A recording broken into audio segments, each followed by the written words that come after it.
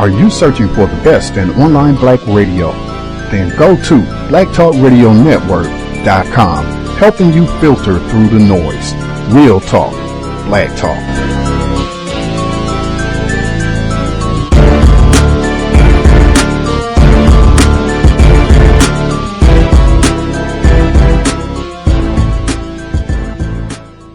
The internet is full of half-truths and all-out lies. We've all seen them, and many people on social media complaining about it. Here's your chance to show and prove. WorldAfropedia.com is a black-owned and operated encyclopedia. There are several thousand articles, but we need help. We can't uncover all the truth ourselves. So please, join us and become a writer, editor, or blogger for WorldAfropedia.com today. Every little bit counts. We owe it to the future generations to put the truth out there. Visit WorldAfropedia.com, the African-centered encyclopedia, a global database of African knowledge for the purpose of bringing about global African wisdom and understanding. WorldAfropedia.com. $20 million. That's what former Fox News anchor Gretchen Carlson won in a settlement last week after claiming her former boss at Fox, Roger Ailes, retaliated against her for rejecting his sexual advances.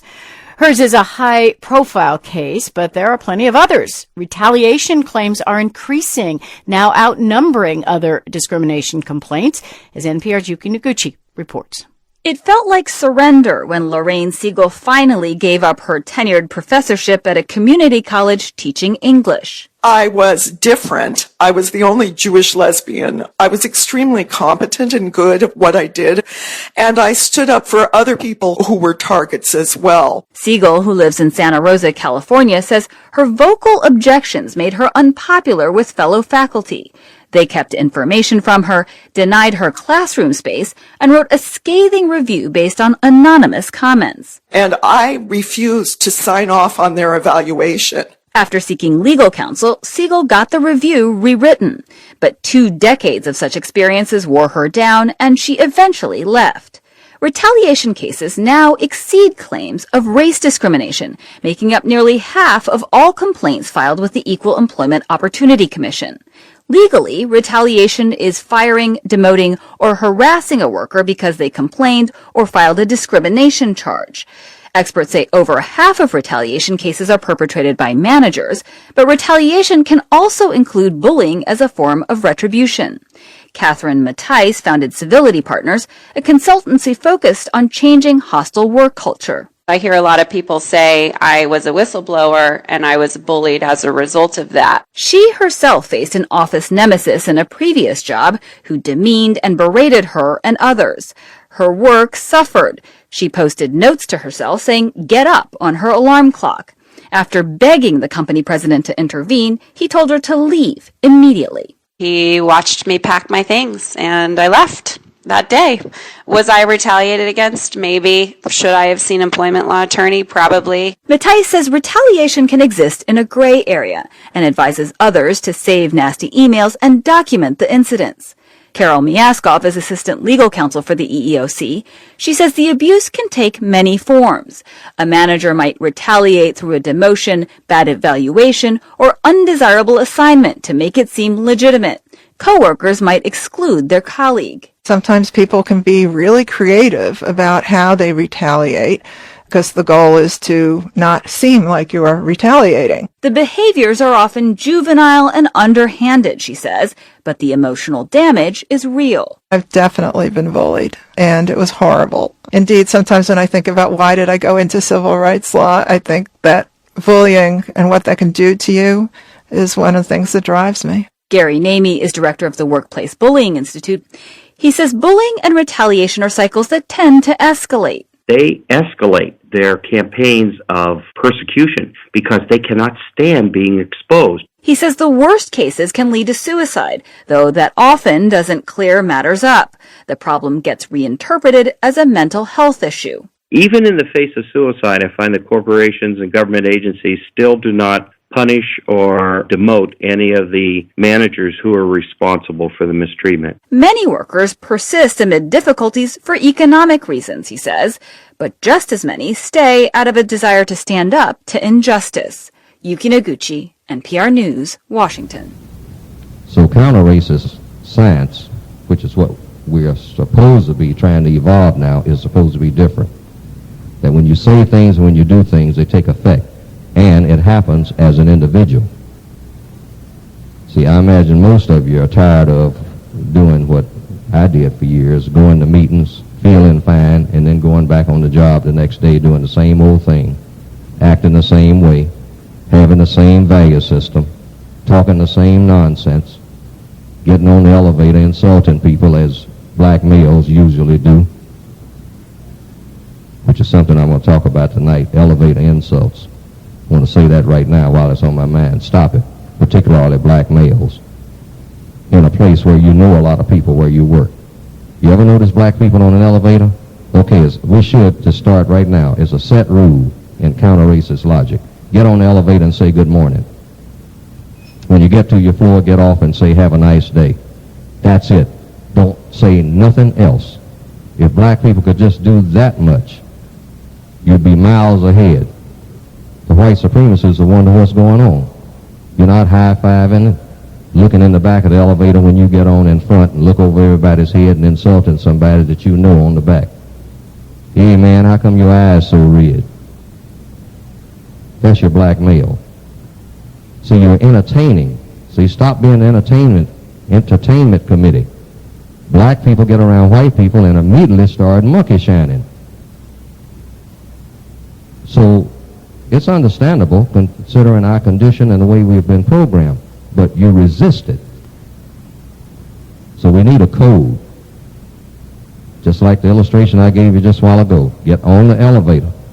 Say good morning to everybody on the elevator, black and white, just one time. Say good morning. You know, one size fits all. Turn around and face the front. Ride to your floor. Get off. Say have a nice day. Not get on with a, hey man, what you doing, man? What do you think about them Oakland A's, huh? I know you had your money on it. That's black people. See? Oh man, you know where the A's can go and you too. See? And then they get into a thing of insulting each other. It degenerates immediately into elevator insults. This is Monday morning. This is how you start your day. Yet we talk about some black pride, black this. We don't have a method of doing anything. And we got to itemize everything because you know how we are. If you don't itemize everything for black people, they'll get lost in a minute. Which is not because we are just by nature dumb or inept. It's because this is the result of this monolith called white supremacy. They have a code. White males, men, do not like to talk to black males, even when they try, because their conversation is limited. Isn't this the truth? After we get beyond, after he'll start it off by saying something about the weather. That's always an opening. Then sports. You know, what the football team or the basketball team is going to do. And then, if they really know each other, have had a couple of conversations before, sex about black females. See, he's not going to stand up here and talk to you about white women. And black males know this. And black males don't talk to white men about white women. All right? But he'll stand up there and help a white man talk about a black female right there on the job. White guy say, hey, how you like that number? Oh, buddy, oh, buddy.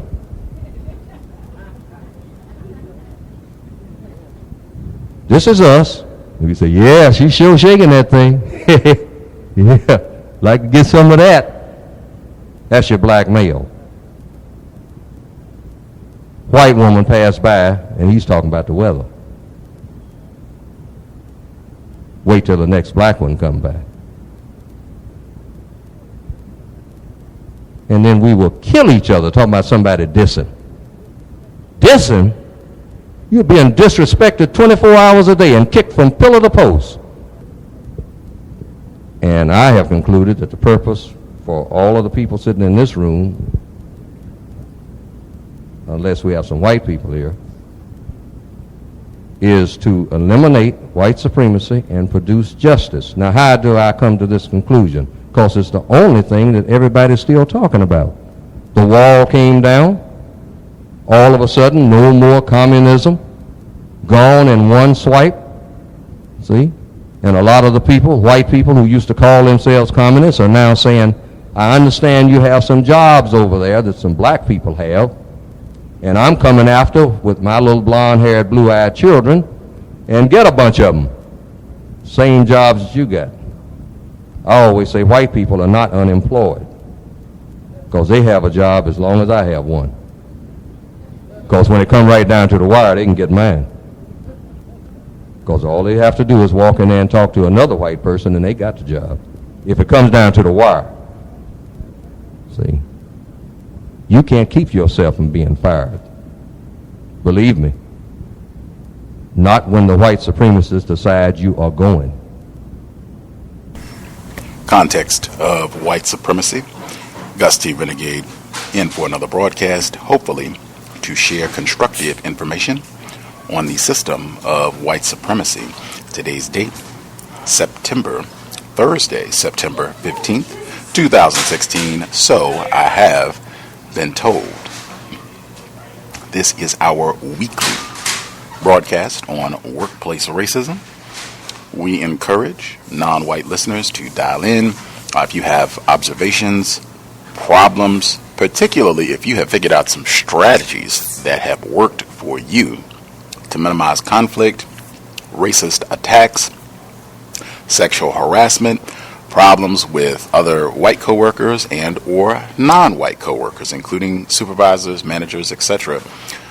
Dial in. This is not a spectator broadcast. This is not a program for non-white people to just hang out on the line, on the phone, wherever you are listening, and just be entertained, find amusement with some of the things that are shared on this program. This is a serious problem. I think for most of us, we spend a sizable chunk of time out of each week, out of most days of the week, on our jobs. And I think for most black people anywhere in the world, you are either directly experiencing white supremacy racism as a problem on your job, and or you are observing racism, white supremacy. It might be impacting other non-white people on your job.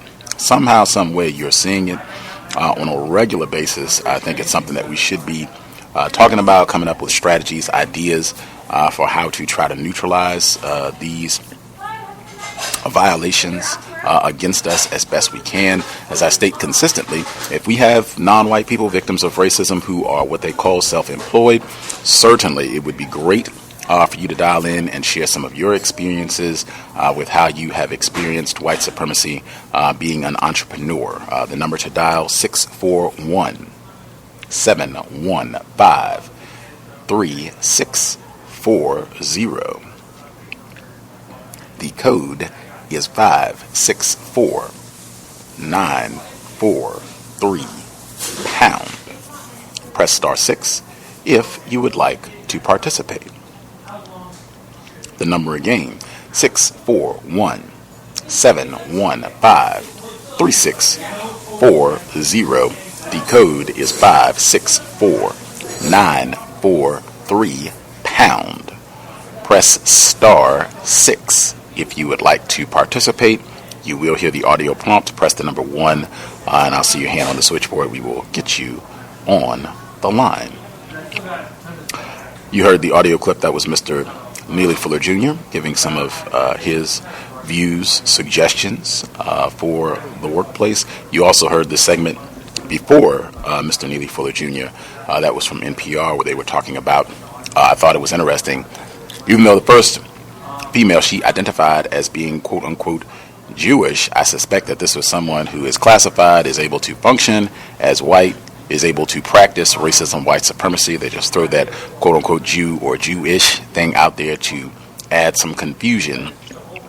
But saying that these claims of retaliation and what have you, that there are more cases of this now than racism, white supremacy, and again, in my opinion, it's whites that do the classifying. I suspect that frequently, if you're going to EEOC or if you go to Human Resources at your job, 10 times out of 9, and that is the way I meant to say it, they are going to say unfounded if a non-white person brings some sort of claim saying that they have been mistreated on the basis of race, that someone has practiced racism, white supremacy against them. They're going to say that is, ridiculous. We had a Kwanzaa celebration last year and we did diversity training. We, deplore racism. That is totally against what this company is about.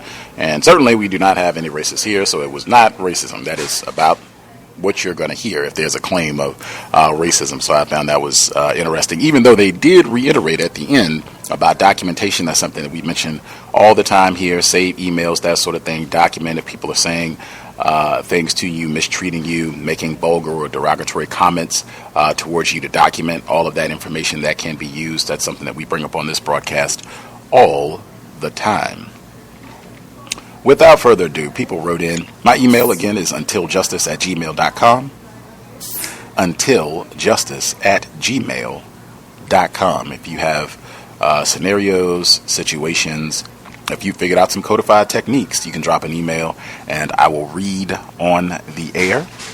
Try not to wait till the end of the broadcast. Make sure that I get it in. But if you drop an email, I will make sure that we include it and we can keep it anonymous. I know people do have concerns about, getting in trouble with whites on the job. And that is one thing I wanted to say briefly. That's something that I hope people would keep in mind. It's totally logical, at least in my view.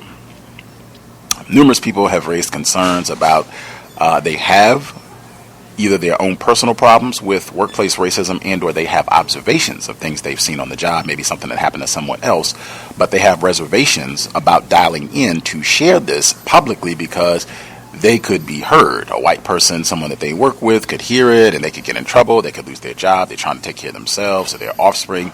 That is 1,000% logical. That makes total sense.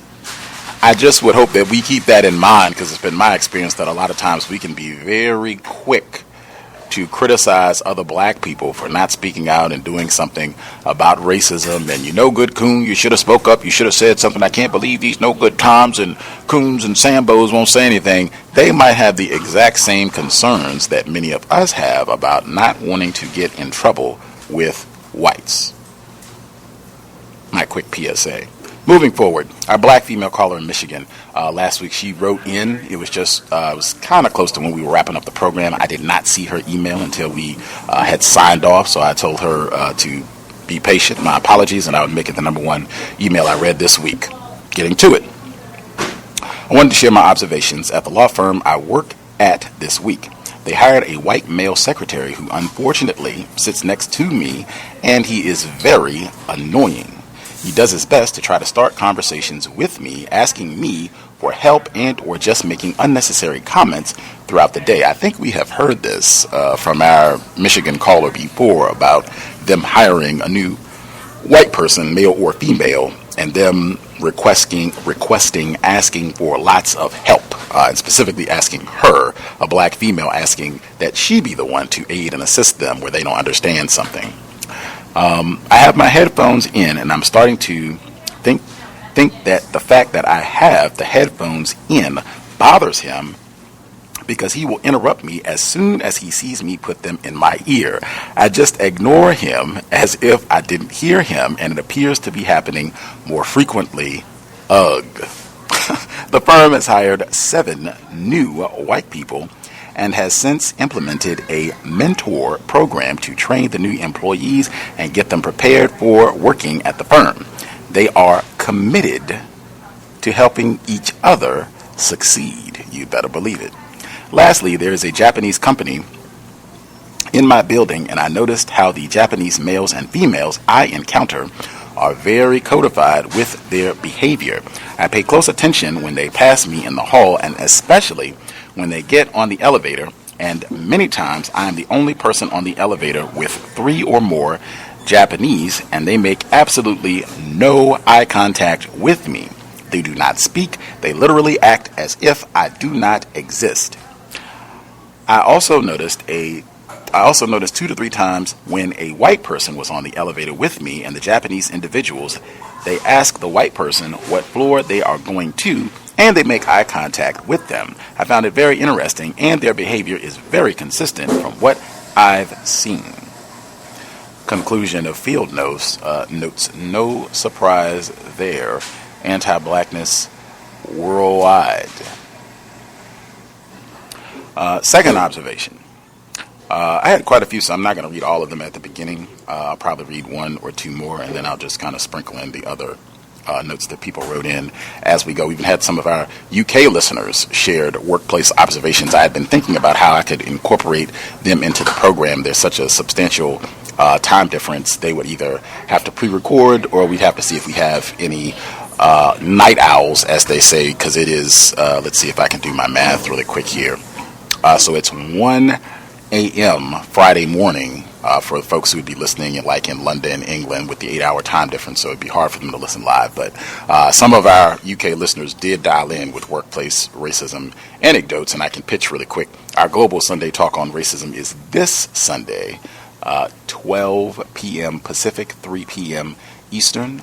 We will have callers joining in. I think we'll even have some new listeners from outside the states who will be joining us to give their views on white supremacy racism. Dial in if you can tear yourself away from the NFL season that is going on, or whatever else is going down this coming Sunday. I think this might even be on the autumn equinox, but it'll be grand conversation. Observation number 2. This is from Thomas in New York. Maybe he'll be on the line to give us update to what happened. I just witnessed something that was absolutely astonishing. As I told you, I was not being trained properly by the white receptionist. She would use a computer program to transfer calls, and she had me thumbing through papers until my black coworker showed me a shortcut to transfer calls using the phone itself. I've been doing this every day for maybe a few months, and I'm pretty good and quick at transferring calls now using the phone. Using the phone has made my job easier. For example, they say the name, let's say, Gus Renegade. I put them on hold, press transfer, type in the first few letters of the person's first or last name using the telephone dial pad. Let's say I type in GU, then Gus Renegade will pop up, or I can type in REN, then Renegade Gus will pop up. Then I highlight the name and hit transfer. Whereas the computer program she uses is really stupid, because in order to transfer the call, it takes too long to scroll through a screen of employee names in bubbles that are not in ABC order just to find Gus Renegade. She has the bubble locations memorized, so she likes that method. Today she left early. I came up to cover for her for the rest of the day. She logged off her computer so I can log in. She has a tendency to take her time when it is time for me to cover her break, which frustrates me because I have to stand there looking stupid until she decides she is ready to get up for me to sit down.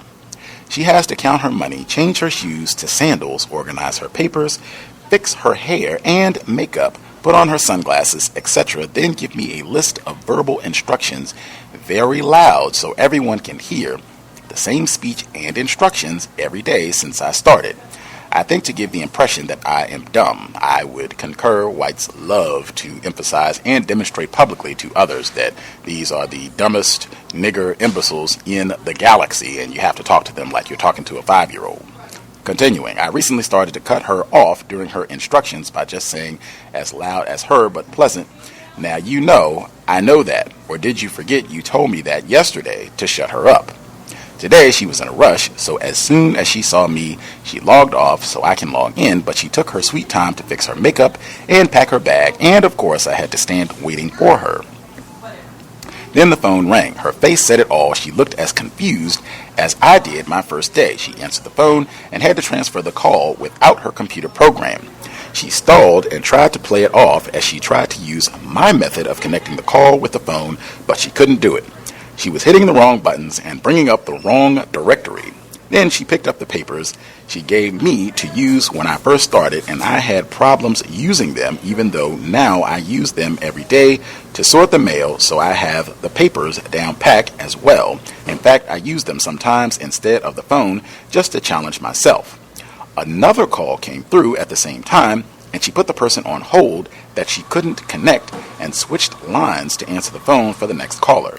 She greeted the person and immediately put them on hold, then went back to the first caller to try to connect them to the person she was trying to find on the sheets.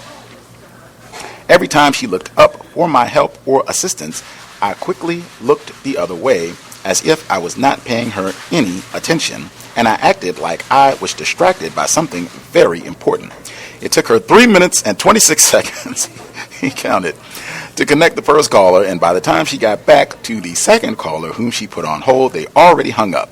I realized in that moment that this lady who has been with the firm for 23 years can't do her job without the program in her computer. She is really clueless. But what if that program is offline or not working one day? What will she do? So as I finally got my chance to log in and prepare myself to be stationary as the receptionist for the rest of the day, she, instead of leaving in a rush, asked me to show her how to connect people using the phone.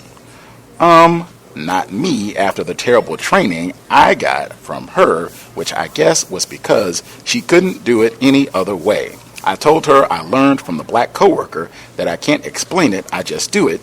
She should ask him. I said that because I know she hates him and would never ask him for help. I had to chuckle.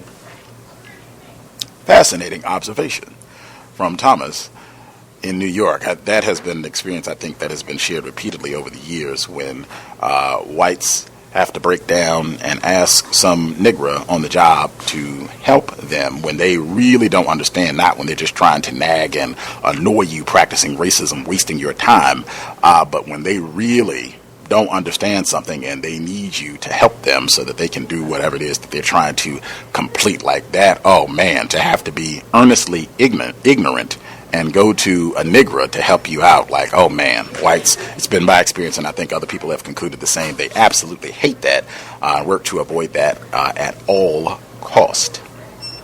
Alrighty, I do have other workplace racism incidents that people wrote in, but I will table those. We'll sprinkle them in as we go.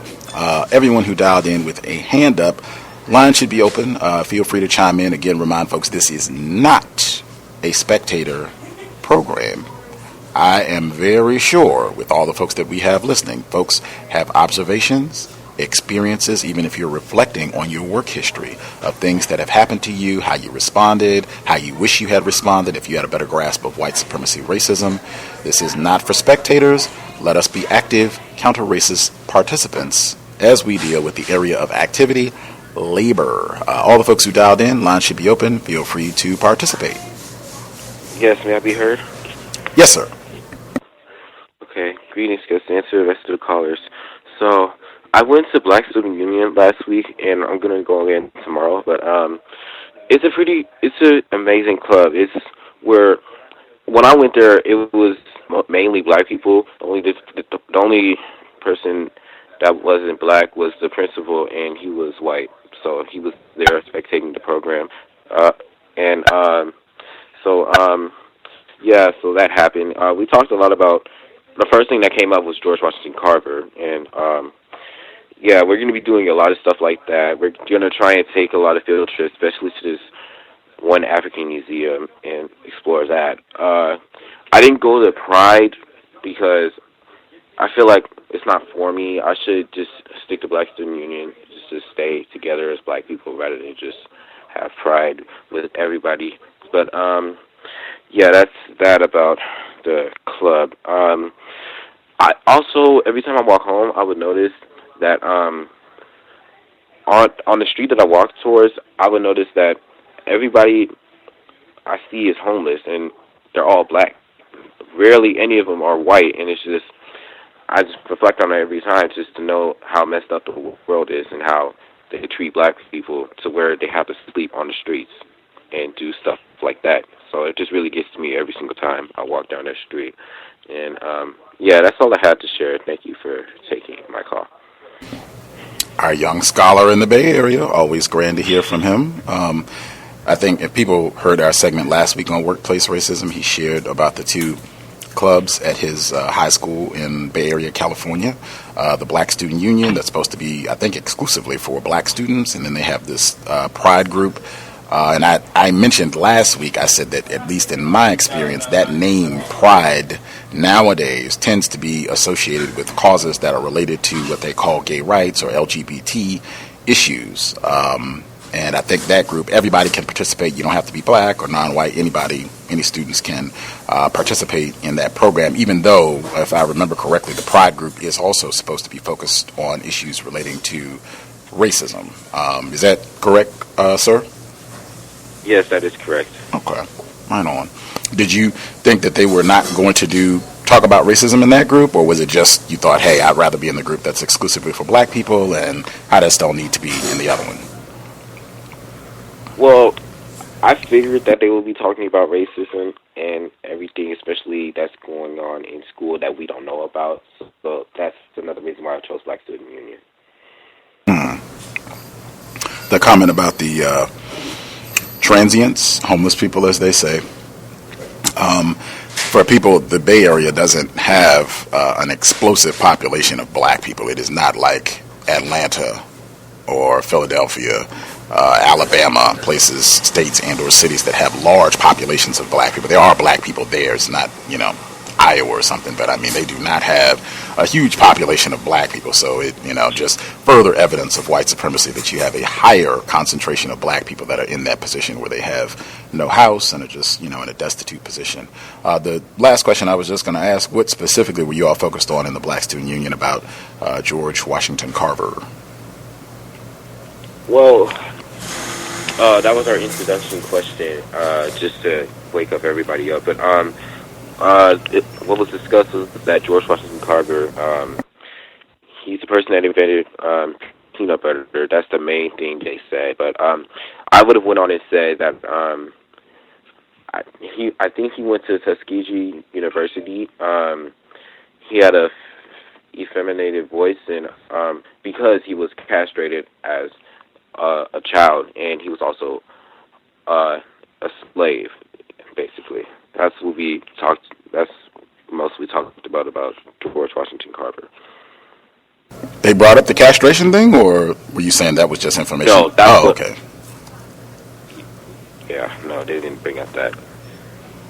I was about to be astounded, but that is, as I said, young scholar being informed. I suspect there are a lot of older black people who do not have that information about George Washington Carver, who they generally only bring up when it's February. But that is outstanding. I hope you can continue to participate and maybe even bring up some of that information. I think George Washington Carver, he should also get credit. He saved white folks like big time when the boll weevil was wreaking havoc on crops. This is a pest, was wreaking havoc on crops in the 20th century, and he figured out a way to minimize the damage that they were doing to crops so that farmers would not lose their money. Like, that was pretty huge as well. I think one of our previous guests said he should have won a Nobel Prize for his effort with that and some of the many other things that he did. But generally, he just gets condensed down to the peanut, and right, we leave out all the other stuff. Him being castrated first and foremost, we certainly are not going to discuss. Outstanding. Thank you for the contribution, sir. Definitely keep us posted. What's going on in the Black Student Union group? What's happening at school? Just any observations that you have. That is your job, going to school and being a brilliant scholar. Keep up the outstanding work, sir. Okay, thank you. May I be heard? Yes, sir. Just real quick on that last note from the last call. I also believe, I may be wrong, but I also believe that George Washington Carver may have been friends with Henry Ford and had a hand in building the first automobile plant. That the Model T was the assembly line for the Model T, if I'm thinking correctly. But anyway, well, greetings to Gus, you, all the callers and the listeners. This is Ori here in Dallas. First off, I wanted to say that I enjoyed the sound clips in the beginning, especially the one about the elevator. That is exactly how I get on the elevator every single morning. If anyone's on there, I greet them. Don't say anything. I turn around and wait till I get to my floor, and I exit. And when I exit, I tell them, have a nice day. Also, you mentioned the EEOC, and that just reminded me of I used to work in warehouse back in the day.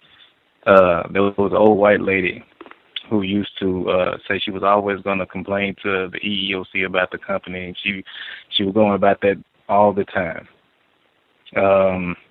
As for me, everything seems to be going fine on my plantation, but not for other non-white employees. I had 2 incidents this week. One was I was approached by a non-white black female about, I guess, time management, if you would call it that. Apparently her supervisor has been getting on to her about her time, and when we say time, I mean like, being 1 minute late or 2 minutes late. So what I told her to do was to document, and we're looking at documentation. One thing I told her to do was that since where I work at, we work in the office buildings, and they have a parking garage on the side. And so every morning with our little parking carts, we have to, swipe in to let us in.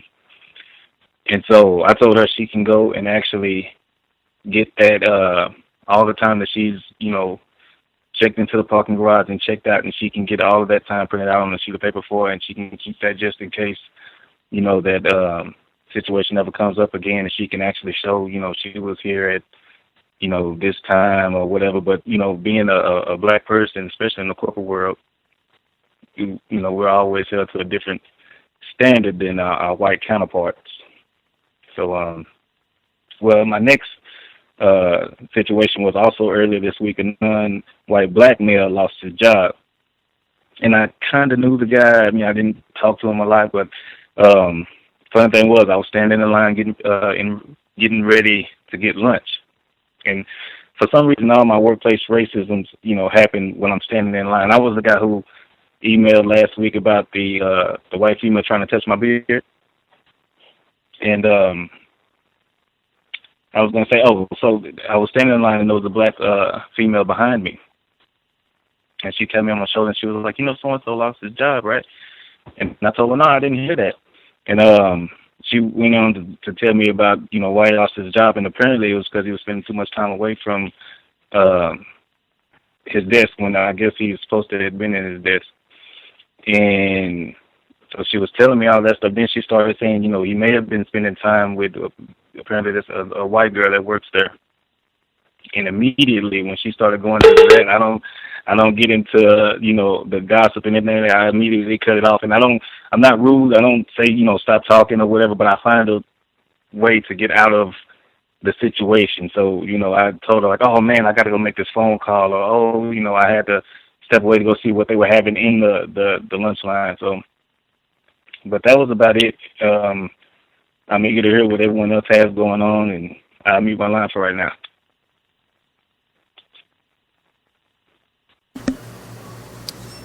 Interesting. Yes, sir. Oh, no, go ahead, Gus. I'll wait till you're done. I like to hear your commentary. I was only going to say I thought that was a great suggestion with the first situation that you talked about, and encouraging your coworker to get the documentation for when she checks in, that you can get a log of, when she comes when she drives to the facility and all that, just so that if there's any sort of challenge or discrepancy about when she arrived and folks are trying to say that she was late, that we can get it exact. Whites have all this great newfangled technology, so let's just see what the printout says. I thought that was great, and also might even be constructive, just in terms of equal enforcement of policy. Is everyone being held to the same standard? I know in some places they have a grace period where you can be 5 minutes late or whatever. Discretion. So that would be something as well. With the second situation, that's another one. Those white chicks on the job, Just in general, why I state exactly what you said when you were being informed that this black male unfortunately lost his job, and perhaps because he was spending too much time with this white woman away from his desk. In terms of just being serious on the job, whites really pay attention to that sort of thing, particularly if it's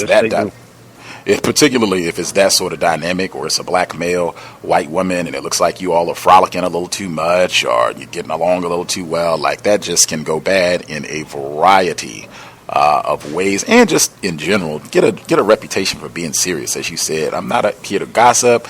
I'm not here to hear what everybody did on their weekend, and who got a new outfit, or who got a new car, who's getting divorced, who's cheating on so and so. I'm here to do my job. Let's just be about our work. Speak to, as you said, hey, good morning, Helen. Good morning, Sue. Good evening. Let's just be about our business and get a reputation for functioning that way on the job. I think that always works in your favor as a black person victim of racism. Raj, you were going to comment as well, sir? Yes, I had two things. First, I had a question for the high school student on the West Coast. I wanted to know if the Pride organization also includes LGBTQ people in that group. He might have been disconnected. If we can get him to ring back, we'll answer. If not, we'll make sure to table and ask him when he dials back in.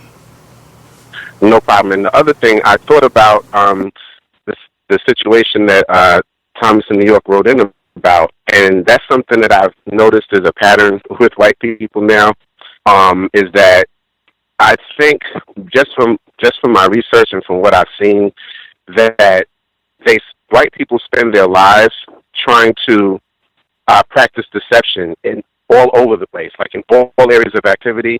And the biggest deception is that they're smart. I really don't think they're smarter than anyone that's non-white. What I've always thought about them is that they're more cunning. And what they find is a way to utilize non-white people who they've brutalized into submission and brutalized into a submissive situation in the system of white supremacy. They have made us them. And the thing that people would say would make them genius is the fact that they realize that they are stupid, and what they've done is they've convinced the rest of the world, the other, 95% of non-white people, to do things that they can't do for themselves. And what Thomas experienced on the job was just that situation where she, mistreated him, did not train him properly, and then now, all of these months later, he's finding out she really doesn't know how to do her job. And I've seen that on every job that I've worked, where white people will walk around and they'll either tout their degrees or even lie and say that they have degrees they don't have. And then when you get to the nitty gritty and you see them in a particular situation where they don't know what they're doing, then all the cards get laid on the table and they actually expose themselves as actually being not intelligent at all.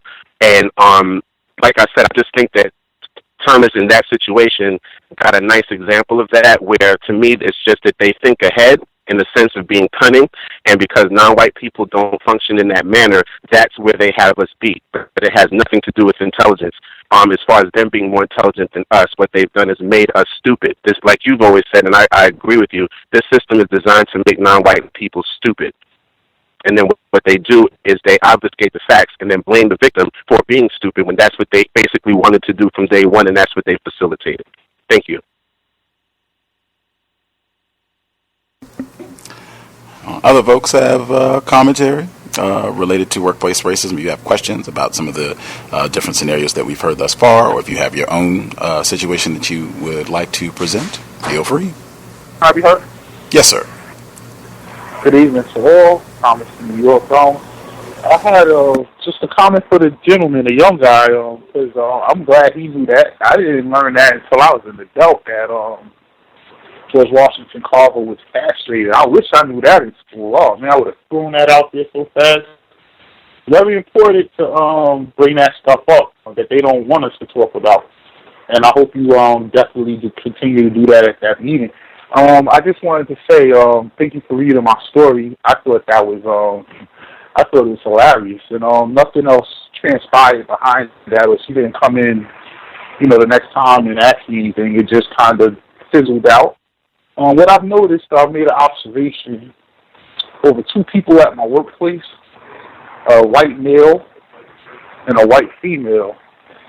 And then I've noticed that they have both of them have come to my coworker and asked, is something wrong with Thomas? Does he not like me?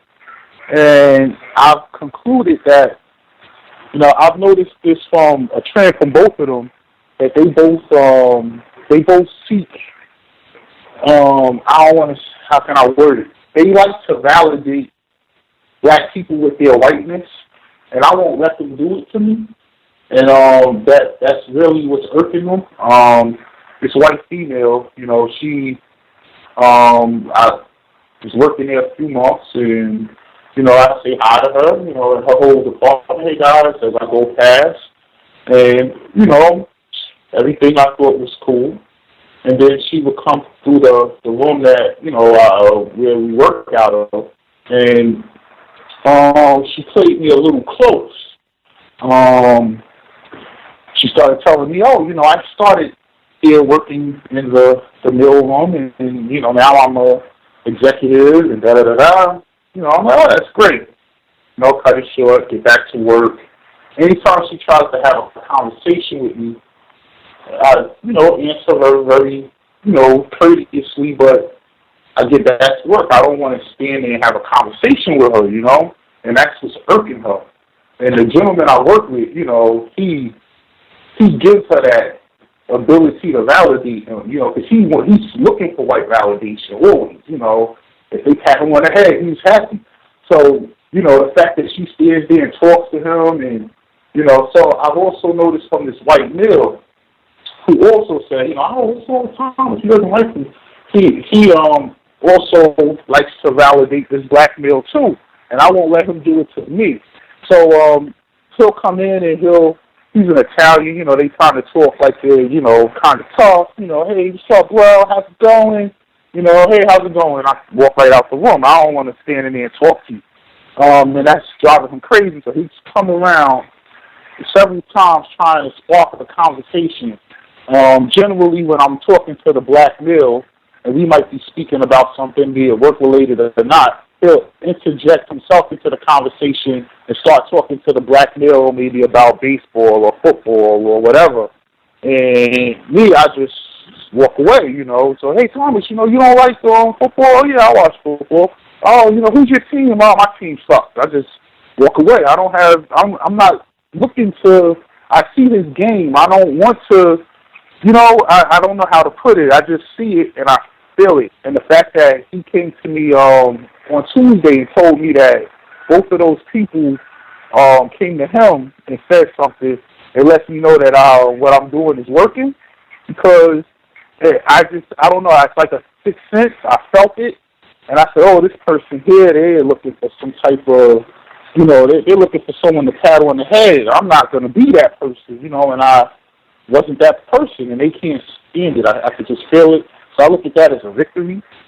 Also, another thing that's happened, the white female, the one that's always saying racist things, she comes to me. She lives in Weehawken, New Jersey. Weehawken's a small city in Jersey. I mean, Usain Bolt could run through it in 20 seconds. It's real small. It's right on the waterfront, so the waterfront property is very exclusive. But, it's pretty much a city with rich white people and poor white people. Half of it's rich, half of it's poor. She's on the poor side. So she was telling me about this neighbor of hers who lived in Sandy Hill. Hurricane, that superstorm wasn't even Hurricane Sandy. I mean, this is white people's claim to fame. She tells me Sandy was like, hit us like Katrina. I said, wait a minute. Now, I usually don't give her pushback, but, that was like, wait, y'all had to sit on your roofs for 5 days? Oh, no, not like that. But, I had about 3 feet of water. I said, wait a minute. Those people were underwater. Their house was underwater, and they got shot at when they tried to get to safety.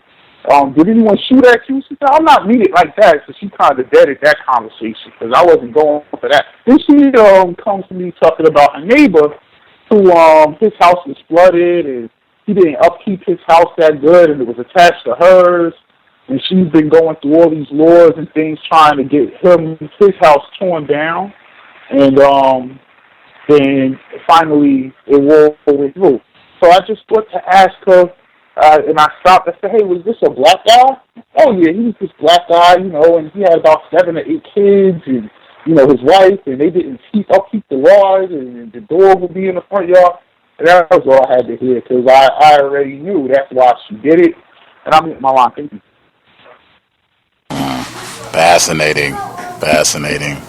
That is, in my opinion, great effort. If, like I say frequently on the program, if a white person, if they're making some sort of tacky commentary, like saying, we went through Katrina here with Superstorm Sandy, I think that was 2012, where they let a black mother let her children drown. It didn't help her. But anywho, when they start doing that sort of thing, or she's talking about Trump, a lot of times nothing need be said. But if you do want to comment, it is always advised to see if you can make your response, if you can put it in the form of a question, to just ask questions to see if what she said is valid. And it seems like just doing that, asking questions to see if her and once again, employing a metaphor to say, to express herself. I stated that consistently. Whites do that. I think that is a deliberate act of racism, white supremacy every time, and they do that sort of thing constantly. But just asking questions to get through. I think the first part of your commentary where you were talking about one of the ways that white people practice racism, I think more covertly, typically in workplace situations, when they want to talk to you and see that, oh yes, this nigger is elated that I'm talking to them, and they feel that I have given them some sort of validation. They feel better just having me as an individual white come in and act like I'm concerned, or want to hear what they have to say, or want to talk to that. Even that goes back to the sound clip we started with Mr. Fuller, where he was talking about how white people in general do not want to talk to black people unless they come and they want to talk about something. I think right in the order, he said weather, sports, and then it will go something tacky, trashy, that sort of thing, typically. That's what you're going to experience, and that our typical response, our typical victimized response, is to go along and entertain and giggle and that sort of thing. I think they just absolutely adore that form of racism, white supremacy, particularly when they can see that we are not suspicious of them. We do not think of them as racist, that they can just come and, whenever they want to mess around for 5 minutes and make fun, because a lot of times they get to slip in some little jokes and what have you. If it's not about you, some other black people, that sort of thing, they can have their little fun for 5 minutes, be entertained by the Negroes, and then they can go back to, whatever they generally are doing. And I think we've had a lot of callers down through the years when we talked about workplace racism, when they resist that. And I'm not trying to go hang out with you. No, I don't want to talk about what we did for the weekend. No, I don't want to hear about your troubles. No, I don't want to go out for lunch or, drinks later on or any of that. It's just, whoa, what's up, man? You don't like me? Did I do something? That typical type of response, and just, hey, man, let's get to work. It's not about disliking anybody. Let's just get our job done, what we came to get done. And again, I say all the time, to make sure that you're not getting construed as being aloof, because that's the way that they like to take it in that sort of situation. Like, man, that Thomas, I trying to talk, the Giants started off great, and that Odell Beckham, and blah, blah, blah, and, I don't know what's wrong with them. They try and make it that you're not a team player, so that can be an excuse to get rid of you. I'm not aloof. I think, as our caller shared in Dallas, speak to everybody. Speak when you get on the elevator. Speak when you come into the building. Make sure that you see, hey, what's good, and then if we are going to converse, make sure that we can redirect the conversation back to, we're talking about job-related things, not just foolishness. We're not gossiping, work-related things, and especially if you can work it so that you are learning things that are important to you so you can do your job better, and or you're just learning more information about the company, people that you work with, things that are going to happen in the future, just to make sure that, hey, what are you talking about? I talked to John, I talked to Susan, I talked to Helen. We talk all the time. They just gave me some great information about the new project coming down. The parking lot is going to be repaved. It's great. What do you do? Let's get back to work. Other folks have commentary that they want to share, questions from what we've heard from callers, or if you have your own thoughts, if anything is not, you don't understand, if you have questions, feel free. One more thing, Gus. The white female that I felt like was trying to make a cowbell situation.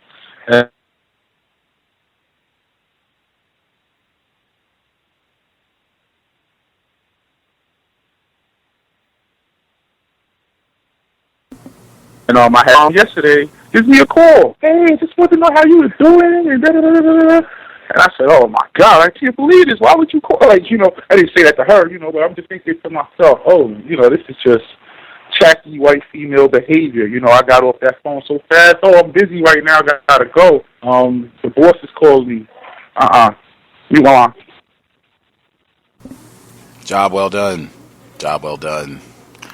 Other folks who dialed in, who, if you have your own situation that you want to share, or if you have questions, observations of your own, questions, observations about things that you've heard from callers already, feel free to dial in. Everyone who has a hand up should be with us.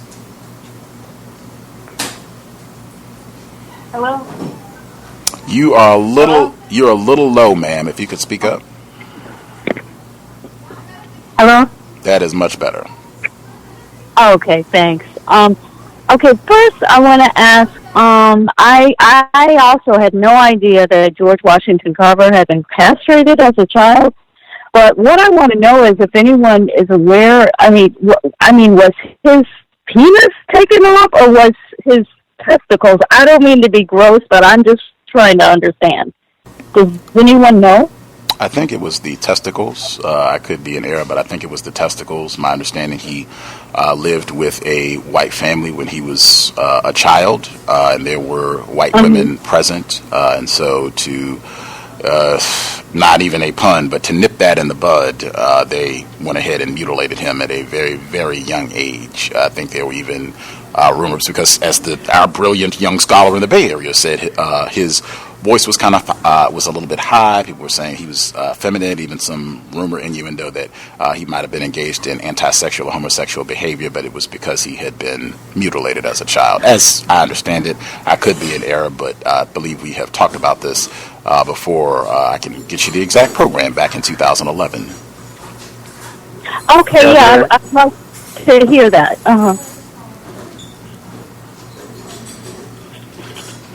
Can I be heard?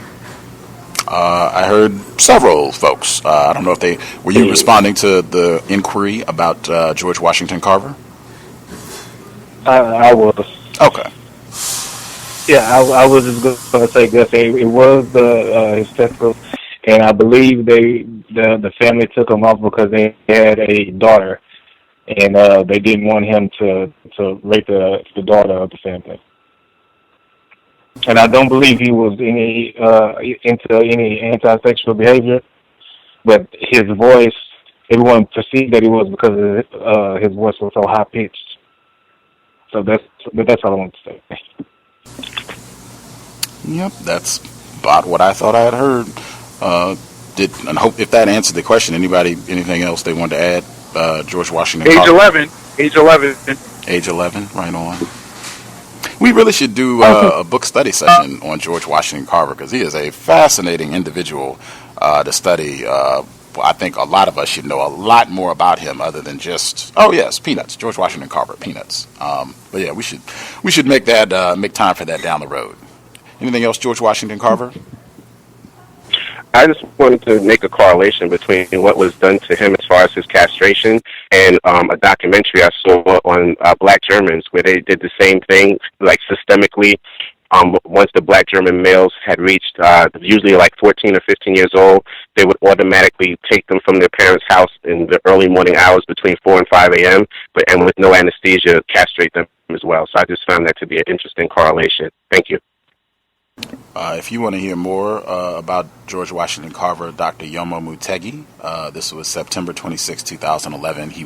This was his second visit to the context of white supremacy, and we spent a considerable portion of that dialogue giving more information about George Washington Carver, the information I said earlier about the boll weevil. Dr. Mutegi said that he should have won a Nobel Prize because this was like majorly important, what he did in decreasing the damage that boll weevils were doing to crops in the early 20th century. We talked about his relationship with Henry Ford. Ford wanted him to come and work. I think he had the same theory that he was involved in even the name, it being called a plant. There's someone who is widely regarded as just being astronomically brilliant with crops and agriculture, and the castration that took place as well. But Dr. Yoma Mutegi, lots of great details about George Washington Carver, September 26, 2011. The female caller, I thought, was that your only inquiry, or did you have another question that you were going to ask as well? Yeah, thank you, everyone that responded. Yeah, and then the second thing I wanted to say was it's kind of similar to what Thomas in New York was explaining. At my workplace, I just limit my speech to whites to just good morning and goodbye, and if they have any work-related or business-related questions, I answer them. Now, whenever I'm speaking to a black person that is codified, because I do have a black coworker who's very codified, and so we talk about different things. Whenever a white person comes around, I try not to look anxious or anything, but my goal is to leave immediately. And so I'll tell the person, okay, Tiffany, I'll just talk to you, later, and I walk on. And I think the whites have caught on to that now. And so I remember I'll just say her, a fictitious name, Tiffany. I remember Tiffany telling me, oh, well, they now notice that when you just all of a sudden abruptly stop the conversation when they come by, because normally when they come by, it's not work related. They're just trying to get in our small circle to talk. But she says that sometimes they'll, motion their hands like, wow, what did I do? And we just laugh about that. So that's how I cope at work in dealing with white people, especially with, when it's not anything work related. And so, like I said, they've noticed that I'm very codified in that manner. So that, I don't know if that may work for someone, but it does work for me. Okay. Thank you. Awesome. Always important to keep that, in the forefront of your mind, that whites, they are extremely alert and mindful about their niggers and changes in our behavior. They take note of that immediately, and generally that sort of thing is networked conferences, and they go off and, have dialogue with other race soldiers like, oh man, that Thomas, they are over there talking in the corner, and every time I come around, they stop talking. I'm trying to hear what they're talking about. They do this all the time. Like, man, who's this nigger think? That sort of thing happens on a regular basis, wherever you happen to be at on the plantation. As I'm rolling, people are emailing, so I'm making sure I don't get caught like I did last week with people emailing stuff, and we get to the end and then I haven't shared, so I'm going to try to weave these in as we go. So next email, someone wrote in, a white female sent this email to the entire workplace, and it was not her place to send the email. She is not the director, nor is she the supervisor of the contractors. This is a workplace where there are about 190 whites with only 5 black people in total. The black employees are all females, no black males. There are no black employees in this white female's department, so check out her email. Scrolling forward. So this is the email. Just a friendly notice that we will be having some unfamiliar faces on the 4th floor tomorrow due to some construction work in the physics department office area. I'm not sure how long they will be with us, but just in case anyone is curious about the new faces, thanks. Security threat, they might have them castrated just to, make sure that all the white females are safe in the workplace. One down. We have a few more to go, but I'll save those for later. Other folks have commentary that they would like to share. If we haven't heard from you, definitely speak up. If you have questions about what has been shared thus far, that's fine. If you have your own situation, feel free as well. Yes, sir. Can I be heard? Yes, sir. Greetings to the callers, Gus. You were just speaking about the fact that, about being aloof and how they'll start, kind of like ostracizing you and saying, he's antisocial and so forth. But I just want the caller, your opinion on how do you deal with the situation where it's more of a like I had an actual non-white person, that's been there for years, and he said, all you have to do is just, go, sit with them and get to know them and basically let them in your business. But that's just not my style. But it's when it's a fraternal type of environment. How do you get past that? Because that can really hinder you as far as if you need help with information or job training or even moving up in the company. I mean, that can kind of hinder you. So, and the way you explained it kind of was cut and dry, but it's not always that way. How do you deal with it when it's like a fraternal type situation and you have to get in and fit in, and that's just not me, but how do you overcome that situation? Just so that I understand correctly, when you say fraternal type situation, does that mean you can just correct me if I'm wrong, my understanding, but is this the sort of environment where it's a lot of talking to people on a first name basis and hanging out after work or away from the office, whether we're going to lunch or dinner or parties, that sort of thing, hanging out during lunch, we all eat together? Is that the type of environment that you're talking about? No, sir, not at all. Okay. I mean, as far as the lunch situation, yes, but it's like, you have to get in where you fit in, and, I'm one of two black people on the job, and it's like, I'm already under the microscope, but it's just, I mean, not necessarily, like the police kind of, like the blue line or whatever they call it. That fraternal, like, you got to stand with us. We stand as a brotherhood type situation, but I don't stand with them like that. I just want to come do my job, and if I need some assistance in doing that, I, would hope that you would help me along. But if you're not in, so to speak, I mean, you may not get that assistance, and I'm just wondering how to deal with that type of situation. Just a little bit more help would, at least for me, would be appreciated in terms of when you say get in where you fit in, or it's like a police blue line type of a thing. Like, if you don't have to divulge anything that's going to, identify where you work with or where you work or who you work with, but just in terms of the types of things that you're talking about that are expected of you when you say get in where you fit in, a brotherhood, types of things that you're expected to do to show that you're with us. Basically, let them in my business. I work in a auto shop. It's like a diesel mechanic shop, and there's not many of us that does that in my area. And I'm pretty much the only one out there doing it. And a lot of these guys have been there for years, and they have developed a camaraderie. And in order for you to get in that circle, so to speak, you have to comply, and I can't comply.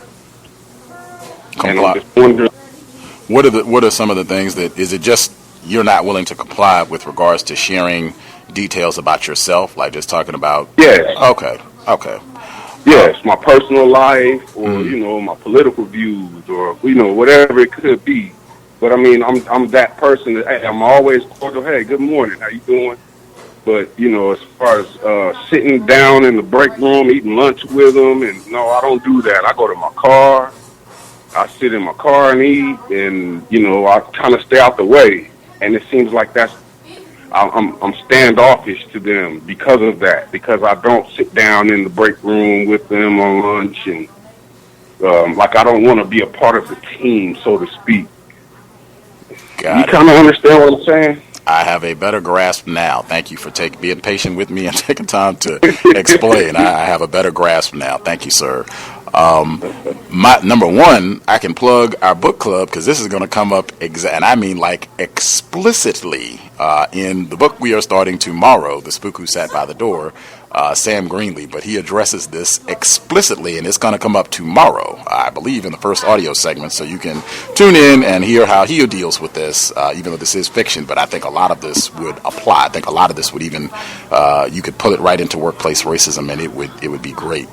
And those and I think our black female caller in Michigan, she talked about this, where she felt that, talked about with Thomas before, about where you deny whites that validation. You're not willing to be an open book, as they say, and just chat it up and go hang out with them and go sit in the break room and talk about, your whole life story, that type, where you're not willing to do that. And she said that she felt that may have been a contributing factor to her being let go in a former place of employment. And we were talking, this was maybe a year or so ago, we were talking about how would you codify to minimize if you recognize that you're in one of those workplace situations, or if people are saying, hey, you're not a team player, you're not a part of our fraternity, it seems like you don't like us, you don't want to be around us, that sort of thing.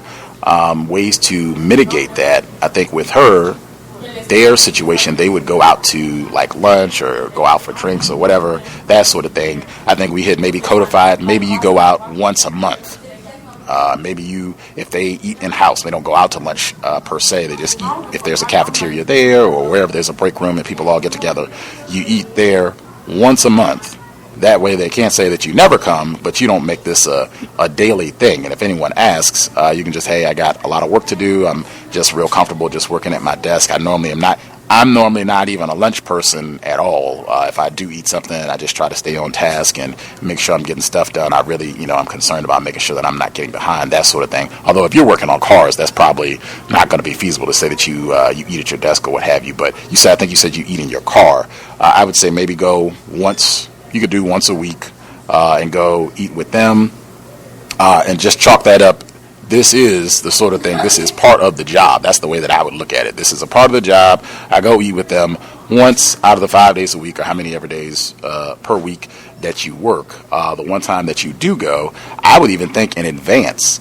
These are things that I'm not willing to talk about. I'm not willing to talk about, if you have children, or if you're, I don't know, I'm not willing to talk about these things. I can ask questions and or talk about these things. And I would even make a list, maybe take 10 minutes about things that you would be willing to talk about. Workplace related things. I would even try and pile my list up with lots of things dealing with the job. Like, we can sit around and talk about this. Man, do you remember that car that we had to work on back then? Woo, that was a toughie. What do you think about this new, piece of technology? What do you think about that, Bob? Man, that's going to be crazy. What do you think our sales are going to look like? I would have a big list of subjects that are related to the job, where we can sit around and act like we are best friends in the whole wide world. And we can sit around and laugh and joke and ha ha, he he, all that. And I'm not having to talk about me personally. If you want to think of some things that you would be willing to talk about, or where your personal boundary is, if you're willing, I don't know if you grew up in that area, if they know that sort of information, whatever you're willing to share, if there's some spots in your geographic location that are well known, restaurants that people like. I know that's something people always enjoy talking about, good places to go out and eat. What do you think about this spot? Have you been over there? Oh, have you tried that? Man, that was awesome. I went over there, blah, blah, blah. Just silly things. And again, this is just, I would chalk all of this up. This is a part of my duty for being on this job. I have to go and talk to the race soldiers 1 day a week. I go in and do lunch with them, and then I already have my list of topics that I'm going to, I'm serious. I'm being totally serious. That's the way Deflection. Okay. And I would try to ask a lot of questions. That way they are hearing you talk. You are participating, but you're not revealing as much. I don't know if these folks, if they talk about things that are happening in the news, but that's another one where you could ask questions. Oh, did you see, wherever you are in the world, oh, did you see, such and such? They're having a problem with the bridge down there. Oh, did you see the big scandal that happened at the school? Like, oh my God, they got, a child molester at the school. Did you see that? That's crazy. Like, oh my God. And just see, what they're talking about on that. That way you get to ask questions. You get to hear their view. Particularly if they ask something about the presidential race. Oh, I don't really know. I saw, Donald Trump said such and such, but, I haven't really been keeping, too many tabs on it. I'm just not too sure. I'm going to still have to think. I'm not really certain about who I'm going to vote for. What do you think? What do you think about what he said? I would just get really, really good at being able to ask questions, whatever response you want to give. make it concise, and already, like I said, have in line what your personal boundary is in terms of what you're willing to divulge, what you're not willing to divulge. That's kind of the way that I would go about approaching it. And again, making sure I speak, I chat, all that, speak with everybody, call them on a first name basis, make sure that they hear my voice on a regular basis, but just I'm not into, going over my whole family history and my fears and desires, dreams. I'm not gonna do all that. If that makes sense, folks can let me know if it doesn't make sense. Sure. Okay. Other folks have suggestions? Thank you very much. For sure. Yeah, go ahead, Bob. Oh, I was going to say, some of the difficult things that you said you might need help with, those are the questions I would ask them about. Things that you might have encountered that you think they might not help you with. In those moments, those are the things to bring up. So that way, if you encounter those difficulties down the road, you already got the information that you need to facilitate some sort of resolution. Thank you. Thank you, Ross. I was going to say, go ahead. Oh, no, you go. I go after you. Yeah, I was going to say, white supremacists, thank you. White supremacists practice deception. Sometimes it's codified to practice deception for us. So let's make up some stuff. Hey, you want to give them a story. Hey, you want to talk to the black guy? Give them a story. Let them hear it. Hey, they practice deception all day just to come in to ask you, hey, what's going on? That's practicing deception. They don't care. So do the same thing. Make up something, Make your life story as great as you want it to be. I'm your mom. Yeah, that's why I love listening to you, man. I'm sorry. I was gonna say. I'm sorry, man. I was gonna say. Unfortunately, I've concluded that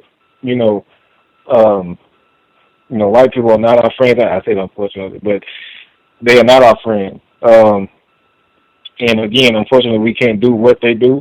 And so, with me, I would have to say, you have to let your work speak for you, because, even if you do divulge all the information that they want, if something shall go down, you will be the first one they throw off the ship. And, that's all I can say. So if you do have inspirations to moving up, you just have to let your work show for you. And I was going to say, because they do respect money. That's what they do respect. They don't respect the fact that you have, wife or kids or whatever. They respect money. And if you're making the money, they respect that. Just the one quick comment that I was going to give it on the deception thing, and folks have mentioned that before as a strategy as well, to just make up some details that you can give them or what have you. I just say this because I know I am not the most intelligent person on the planet. My puny Negro brain, I could easily see, particularly if you catch me on a day where I didn't maybe get as much rest as I like, or I'm, not feeling very well, and I have made up, some narrative about whatever, and then they ask and say, "Oh man, remember that time when you were on the high school football team?" Like, what are you talking about? Oh, yes. I have to keep track. I'm very, just my code. I try to be as low maintenance as possible, so I don't have to remember and keep up with any of the deceptions. So I would try to make them manageable things, so that you don't, end up confusing yourself. I know that's just a concern I have, being, a retarded victim of white supremacy. Yeah, I didn't mean that kind of greatness. I mean, I'm black. I mean, I had a dad, bro, man. I grew up in the hood. People getting shot every day. Tell them what they want to hear. Give them the story of their life. You know what I'm saying? That's what they buy Jay-Z albums for. That's what they do for. To hear that. Give it to them. They'll leave you alone. Trust me. I mean, my mom. You could be right, though, Gus. I could be wrong.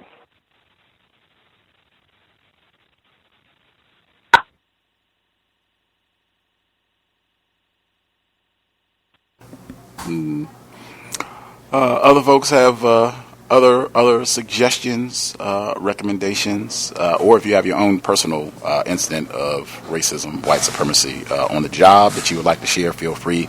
The number to dial again is 641-715-3640, and the code is 564-943#. Press *6 if you would like to participate, please do not wait till the last minute. That is high on my list of bothersome things. Not as high as racist man, racist woman, racist child, but it is up there. People waiting until the last 2 minutes of the broadcast to call in and decide they have something that they want to share. Getting back to the emails, person wrote in. This is difficulties with other victims of racism on the job, which is a consistent problem that many of us deal with. So, a person wrote in, I have a friend who is a black male teacher, and he works with a confused black male teaching assistant. His teaching assistant is not codified at all. He hangs out with white coworkers after work hours, and he is known for hitting on women in the school. I think that's a cowbell, but he didn't specify. Lately, his antics have been affecting my friend. He takes his lunch break and sometimes doesn't come back to work, expecting my friend to cover for him. The teaching assistant is also working on his master's degree.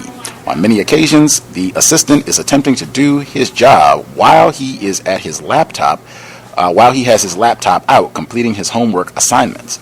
My friend has spoken to him privately about his lack of professionalism, but his behavior remains the same. This is getting out of hand, and my friend is thinking about asking the principal to change his teaching assistant. I told him not to react emotionally to the things the teaching assistant does. Instead, he should document everything that is affecting his job performance or putting him in a bad position. I also told him not to go to the principal without having documentation, and that it would be better to email the principal or write a letter. This way he has a paper trail, so if anything were to happen, he would have some evidence that he tried to rectify this issue.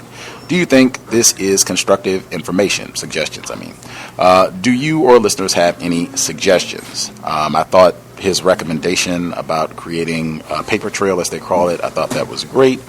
I did also share with this person that I suspect this could be one of the ways that white supremacy racism impacts our behavior as victims. I suspect if this black male teaching assistant, if he had a white teacher that he was working for, I doubt that he would be doing some of these things. I could be in error. Carter G. Woodson talked about that. We brought that up before.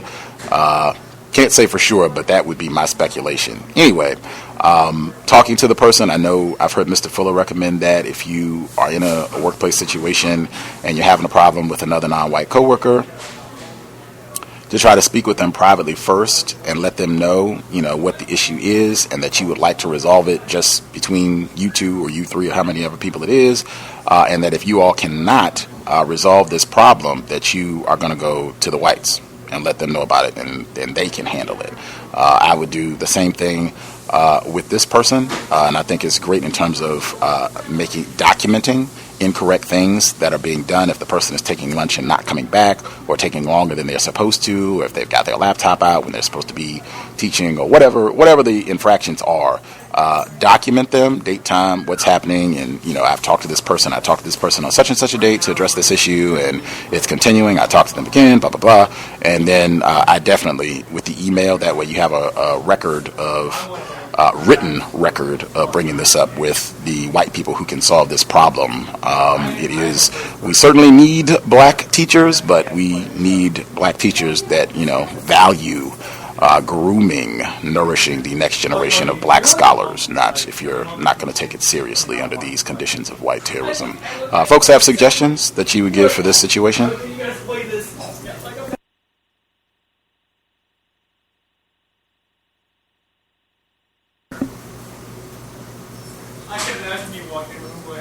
Perhaps not. We'll pick up.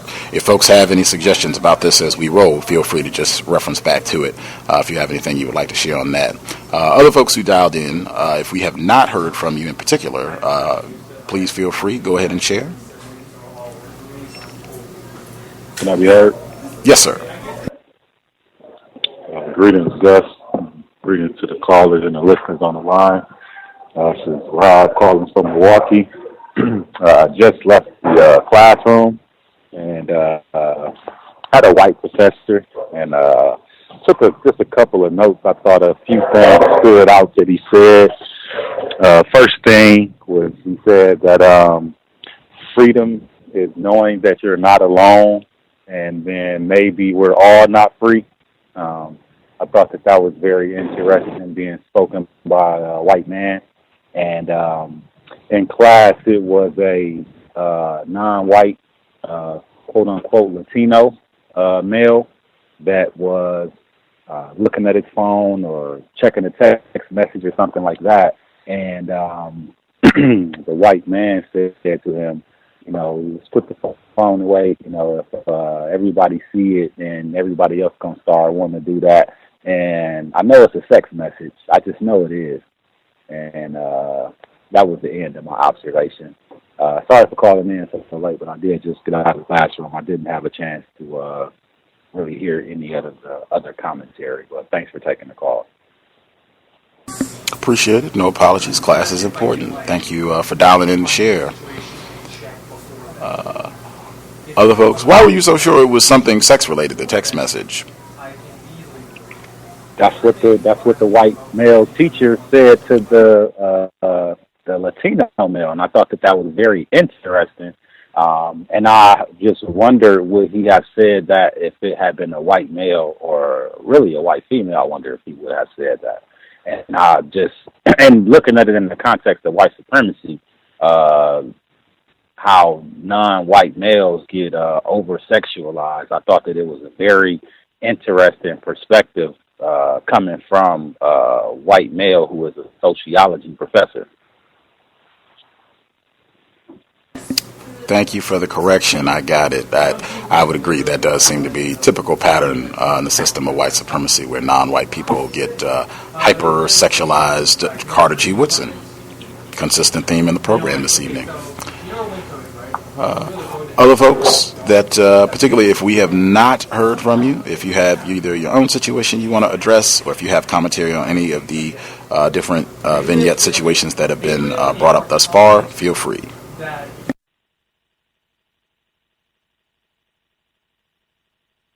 May I be heard? Yes, sir. Greetings, Gus. Greetings to all the callers and listeners. Sam from South Florida. Y'all doing? I want to share two things. One, I recently got another job detailing. This time at a higher end dealership. And I noticed how to put this. From learning from this show, I can't quite put it in words, but I see, I feel what I thought before was an air of confidence, just to move ahead in life, or move up in your job status, from entry level to, on so on and so forth. But now it seems like just complete racism, just complete, like, I'm better than anything darker than me, or anything dark, I'm better than that. Like, instance, I was detailing the car, pressure washing. We have an inside building with 3 bays where, we pull the cars in and we wash them all, but, we put other little things on them, little, chemicals and other things. So I'm in there and I got a pressure washer. I'm washing it. And like I said, I just started, but just the guys that are with me, that did detailers, and then on the inside of you have another building. There's a mechanics, and then you have a separate building where all the dealership is, where the salesmen and all that.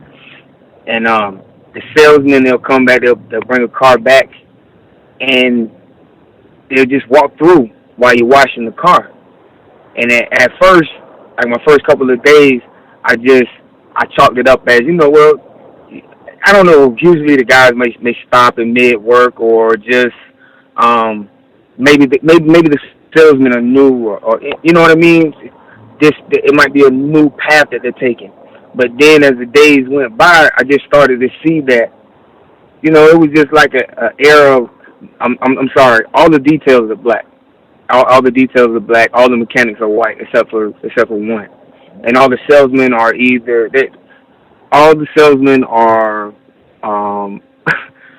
I don't know. They're white or non-white, but not black.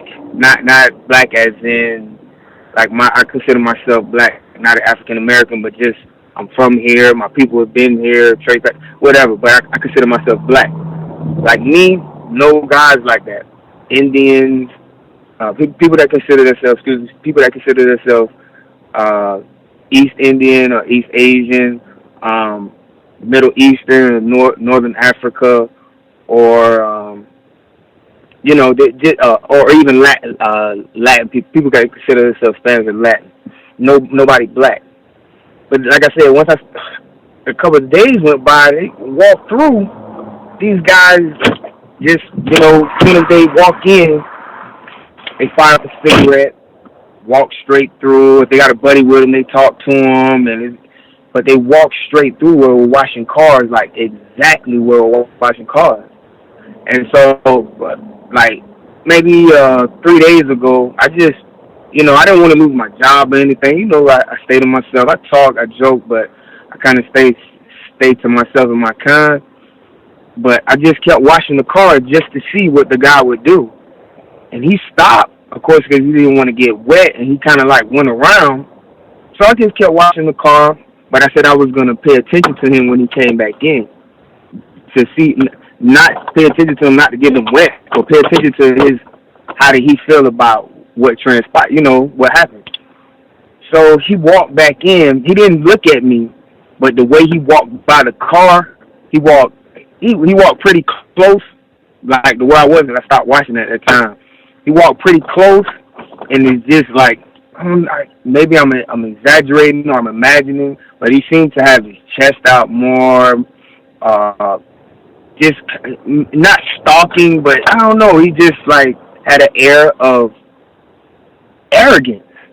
I guess is what I could say, and it just I know how to handle it. I know how to deal with it, but I just found it. I found it interesting that it was no threat of he didn't feel physically threatened. He didn't feel any of those things. And the other thing I wanted to share was I have a friend. He's a black male, and we were having a discussion. Well, a brief discussion, and he said something about a white girl or somebody white, and then he went on to say that that's all he only dates white girls or Spanish women. And, he was talking about it, so I asked him, I said, well, why? And he gave me all kind of other, I don't know, man, it's just something about him, and it just, I don't know. And then I was like, well, do you believe, you came from a black woman, do you believe that, life comes from black, I went asking him those kind of, a couple of those questions. Does he believe that life comes from black people, does he care about, things happening with slavery, how does he take it? Has he ever asked her about it? I asked any of the girls about it. And he kind of deflected the questions, and it just went on just about, I don't know, he like them and this and that. And not so much that he can't stand our queen sisters, but that he doesn't, for whatever reason, but he just does not. His preference is white or non-white, but I guess not black. And I mute my line. Thank you. Interesting.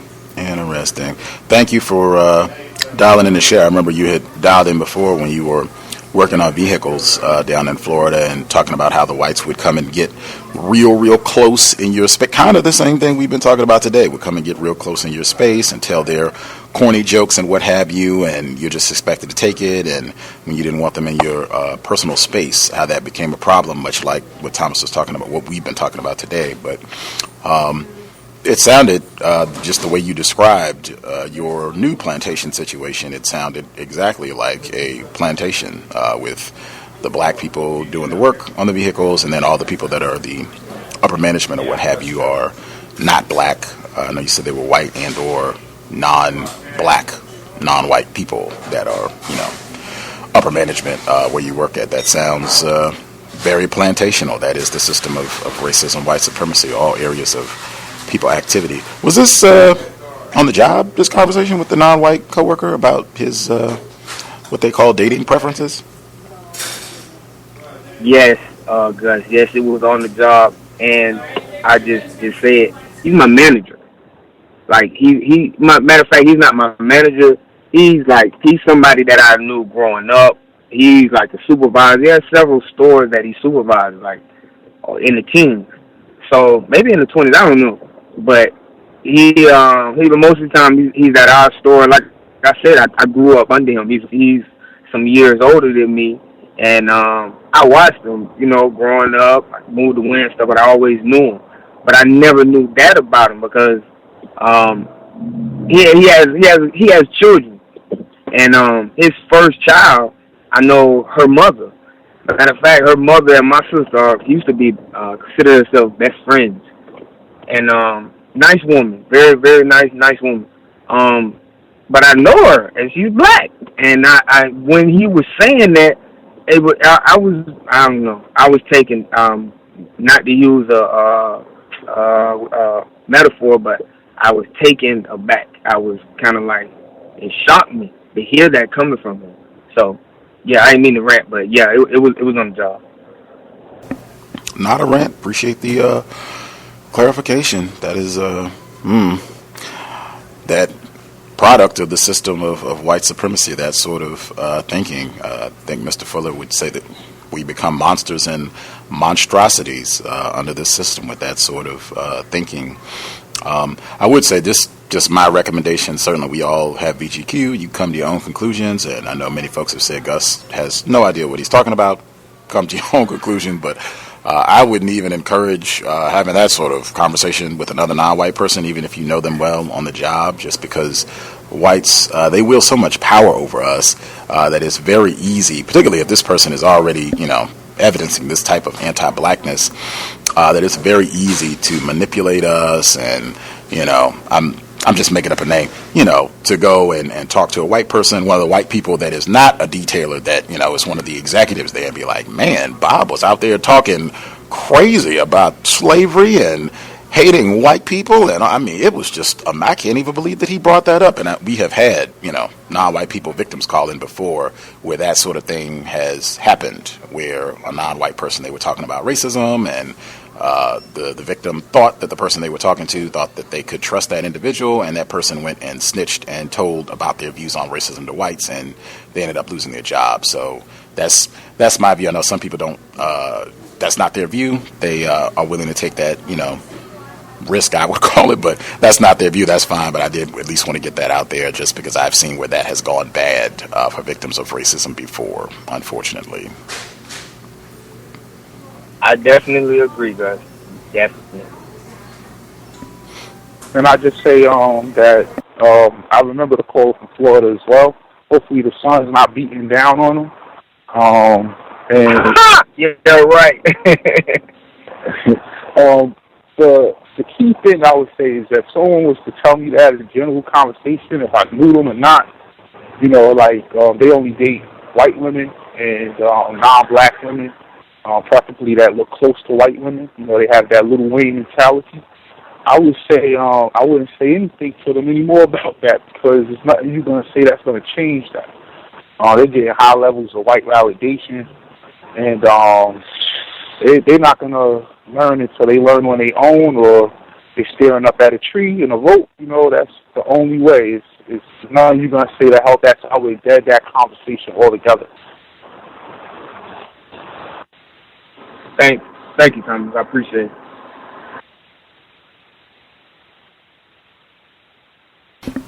Wow. Other folks, if you all have commentary, either your own situation you would like to address, or if you have suggestions, strategies about some of the situations that have been presented already, if you have questions, that's fine too.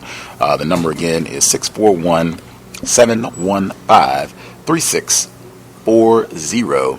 The code is 564-943#. Press *6 if you would like to participate. Please do not wait till the last minute. If you know you have something you would like to share, dial in, get your hand up. Anybody that we missed? Any callers that have not been able to share at all? Can I be heard? Can I be heard? Oh, glad. I'll go after you. Thanks. First and foremost, I'd like to thank Gus for this platform to talk on. Definitely been important to me within the last year. I am from the Midwest. I'm currently on a plantation now, so that's why I called in earlier. It's tough for me to get to you guys, but I've been listening, and this is a feed off of what the caller from Florida, I guess, or what you guys are talking about. Here in the Midwest, I've known I've been with the company I've been with for the last, I think, 11, going on 12 years. And I've run into this problem, which has kept me, that I feel, at an entry level for 10, 12 years. Not my education, not my attitude. And I deal with HNIC. I deal with it all the time. It's unfortunate, though, but that runs rampant. I know probably everywhere, but definitely in the Midwest, people want to capitulate to white people. For me, I know we are all talking about white people to this point, and I hate to digress and start talking about black people, what they do to each other. I work with a reverse to the guy that said he talked to a manager. His manager, he knew the guy, and they were reversed. He was old. The worker was older than the manager. Well, this is reversed. I had a guy that's a couple years older than me. Kind of grew up together. We know each other. Me and his younger brother were good. I was a little older than his younger brother. He's a little older than me, 3-4 years of separation. And right now, when I first got at this company, which is in 2005, he had been here maybe a year or two. We knew each other. And we worked on this shift, which is second. And, I knew him. This is when I was a little, I still was codified, but I was a little more confused than I am now. The guy, right now, I don't work with him currently. I think he's still with the company. Back in, I think, 2007, 2008, when we worked together, we ate together. We both had aspirations. I mean, we both grew up with our parents, well off. I mean, lower middle class, but there was no, there was not a government cheese. There was no government help. It was all, his dad took care of him. My mother was single mother. She took care of me and my sister. So we had things in common. We knew each other. We had aspirations. He served, I think, in the Navy. I did not. But, this guy was a little bit more, I want to say, urban. I'm not even urban, just, just because we're on a little bit more hood. Meaning like he had the do-rags, let him loose, not curled up. I currently have a do-rag on now. It's bundled up. I don't, I try to stay codified with, I work in a factory, so, but, tattoos, gold front, gold tooth, got, cars with 20s on them, 22s, always trying to step up an inch each year with his car, But we had a white woman that was our supervisor on second shift. He had been there 2-3 years prior to me, so I knew my job. He had knew his job well. He became the lead in our area, and it's I'm all for it. And even right now, after I get done, I'm still I will not say anything negative about him. Meaning like when it comes down to what he had to do what you got to do. But it's unfortunate that you take on the HNIC role and sit down with him, talk to him. We talk. He tell me his aspirations. I tell him mine every 30 minutes each day, second shift. Just me and him, And I guess the white woman wanted to give him a chance. And I'm all for it. I'm clapping. So I'm like, that's good.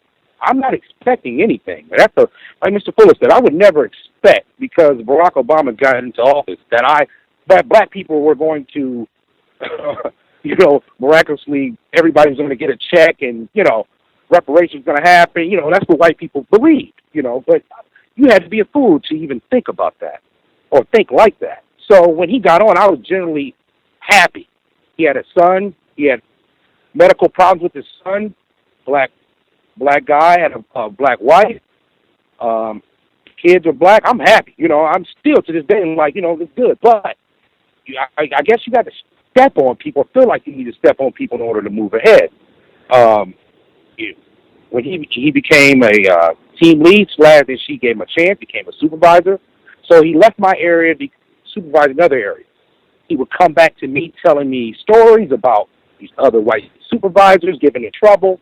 He was on a lower shift because he was a new supervisor, and these white people here at this company, you're a supervisor, you can make easily 6 figures with bonus. You can make that. And, you know, that was the aspiration between me and him. We wanted to, you know, make that, you know, and get our families out of the areas we're in, or just make us, you know, build on that. And he got on. I'm happy. He would come by for a year or two, tell me what's going on. Man, that's messed up. You know, how you going to do it?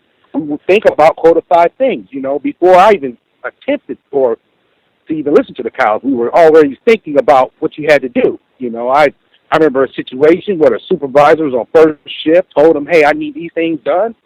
I need so-and-so move to this area, check on these areas. I would just say the guy I'm talking about would say, hey, I can't do that because I already checked in that area. These things will be ready. The machine's down. The white guy walked up to him, oh, you're just a baby. You're just a baby, and walked away. You know, he was heated. Come back to me mad. I told him to calm down. It's all good. You know, just make sure you remember that, you know. And he moved on from there. You know, I still have my job to do, and I'm trying to ascend through this garbage too. So he's on for a couple years. He's learned their doctrine. You know, he's understanding what hat to wear.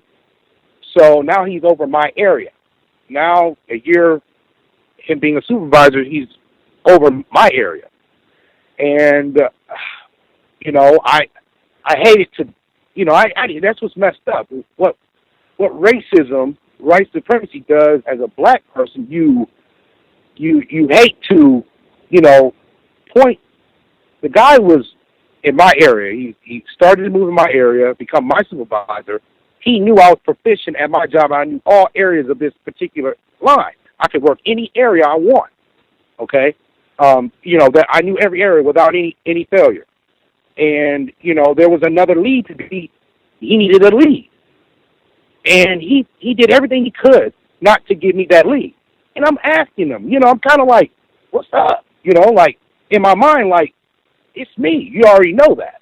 So I had to, you know, kind of pull him to the side. Oh, let me take everybody's opinion and kind of let me make up these BS, you know, applications for a lead within the fact. I'm like, you know, in my mind, like he's doing everything he can not to fight the hand that fed him, you know, and it's just not, you know, use it like that, but that's what it was. And that's a doctrine that's spread at this company.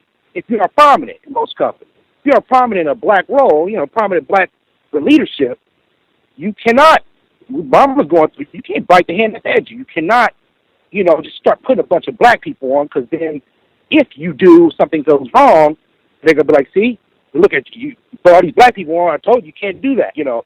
So he was definitely scared of that, which is unfortunate, because these types of things change your life. I'm still at a certain pace where I could be at another pay scale, but because of certain decisions that other people make over me, that I'm suppressed, you know. So, you know, I just to that, you know, the other caller earlier, it's just it's a bad situation when you conversate with somebody at work. You think you guys are another black male. You try to stay together, and one of you get on, and things happen. I think, Gus, were you going to ask me a question? Or? No, I thank you for sharing. Even though I'm sorry that had to be the situation that, you know, you're experiencing. I just wanted to point out, and just going back to the audio clip that we had with Neely Fuller Jr. at the very beginning, and we're closing in on 8 years, white people permitting 8 years of doing the context of white supremacy. I understand a little bit more each day, each year when Mr. Fuller says, if you do not understand racism, white supremacy, what it is, how it works, then everything else will only confuse you. When the audio clip that I played today with him talking about workplace racism, where he talked about, if you are a black person on a job, you are not in charge. It's very, very, even if you're not, on a job, you still are not in charge. But certainly, if you're in a workplace situation, you are not in charge, regardless of what your title is, regardless of how big your office is. You are not the most powerful person there, and that includes President Obama, as you stated. I think it's very important for us to keep that in mind. And even as I stated with the callers who have shared that they are afraid of even calling in to discuss their issues with workplace racism because some of the whites that they work with might hear them and they might cause problems for them. As I stated earlier this broadcast, that is totally logical and legit. So I'm sure this black male that that you went to school with and all that, directly, indirectly, it seems like he understands, hey, if I put a whole lot of black people, even if, this is my guy, we grew up together and all that, and I've known him for years and years and years, if I put him on, I might get in trouble with these whites. You said you all have aspirations to try to do better for yourself, do better for your family. That's totally logical, totally legit. He might be thinking, hey, if I do that, if I give the lead position to my friend, that might, jeopardize me. They might tell me, hey, you're not doing a good job. We're going to replace you and get a different supervisor or whatever his official title is. That's the system of white supremacy. In my view, I think it is best in terms of dealing with that. I know it's frustrating, but in my view, it's logical. The people to be upset with or frustrated with are whites. They are the ones who are making this situation where he is fearful or whatever is motivating him to not allow you to move up and whatever. And I would even say logically, it's not him that is the one that is making the decision for you to not move up, even though he might appear to be the one that's out on the floor and saying, well, I'm not going to give you the lead and whatever he said when you address this issue with him. Directly, indirectly, it is white people. They are in charge. I think you said it was a white woman who allowed him to have that job. I'm sure another white person can make a decision about whether he's going to keep that job, whether you'll keep your job, whether you'll move up. That is the system of white supremacy. And I know people, disagree. That's fine. But it's my view. I think it's very important to just kind of keep that perspective because it's true. I'm not saying this, out of some love of black people and, let's never criticize. It's not that. It's just either it's true or it's not. White people are in charge. They make these decisions directly, indirectly, and even if it is through fear and intimidation of another black person, that is still the white person is in charge of how these things are going to work out. Either I'm talking crazy or that is counter-racist logic. Not at all. You're not talking crazy. It's just unfortunate because once he got put on, the gold tooth got put out, the veneer got put in, the car got traded in, the Caprices got traded in for the BMW. It was just unfortunate that out of everybody in our group, and I know who's taking the baton. Who steps up for leadership roles. That's at the end of the day, that's what I seek is some leadership experience in a role. And under the circumstances, it was just unfortunate that he had to look at outside other areas in order to get somebody to come in to lead because he just wanted to do everything he could not to hand that off to me. And, I, like you said, I totally understand it. It's very frustrating. It's just very frustrating. And like I said, I've really been, ever since the book club and the last Blood Brothers, I've really been looking and reading over the last several weeks about the spat that Martin Luther King and Malcolm had and how it was displayed publicly. It was unfortunate. And the one thing I could have done, one thing I did do, actually, I walked up to the HR in my job, and it was a black woman. And I said to her, off the record, I need this off the record. She closed the book, and we just start talking. And I broke it down to her, like, this is what I'm facing. I just don't understand. She's like, I don't understand either. Let me talk to him. When she talked to him, a week later, he comes up to me and goes, do you want to be the lead? Kind of like you didn't want to do it. You know what I mean? Like, and that's not what I'm looking for. I'm looking for, like, hey, I understand, but I do understand what we all face. Him, me. It's just unfortunate that it took him over that way to where he could not. It was in his gut that he did not want to help. You know, it's a doctrine that goes around here that you do not help another black. A white man can help any demographic, anyone. A white woman can help anyone. A black female can help anyone, but a black male cannot help a black male. It's just taboo. And, you know, it's just unfortunate. So I appreciate everybody. I appreciate your commentary, too, Gus. I'll mute my line. Thank you, everybody. Mm-hmm. Thank you. Thank you for sharing. I do think black people in general are not allowed, discouraged, and I would even add punished for attempting to help other black people. Might even submit Dr. Frances Cress Welsing as Exhibit A for a black female also being punished for trying to help other black people. Shirley Sherrod as well, with her position formerly in the Obama administration, as they called it. She also was punished for trying to help other black people, black farmers specifically. That standard operating procedure worldwide. And I would even add really quick also, even if it is not indirectly stated from whites, even if it's just anti-blackness, and I don't want, to risk this black person, my friend, person I've grown up with, advancing ahead of me, doing better than me, getting that six-figure salary before me, or getting a better car than me quicker. That still is the mentality of a victim of white supremacy. And like I said, I know many people, that's not the position that they take, and they want to fault find and yell at that person and name call them and all of that. I have not seen where that solves any problems. Again, everything really about workplace racism. This broadcast is about practical ways of thinking, acting, speaking to solve problems without making new problems. I just haven't seen where taking that approach to blaming the black person. I've stated for years, it just comes down. I'm not saying you, I'm just talking in general. When people go that direction, what should be done? Should we call him names? Should we key his car? Should we throw eggs at him? Should we toilet paper his house? Should we put him in the headlock? What should be done? I have not heard any solutions to solve this problem, and I've concluded you're not going to solve this problem until we replace white supremacy with justice. It's very easy. Whites have a myriad of different techniques that they can use to manipulate black people into behaving against our own self-interest, personally and or other black people, in job situations or anywhere else. That is the power dynamic of white power. We had other people that called in that we have not heard from. Lady, upstate New York, did you have commentary you wanted to add in as well?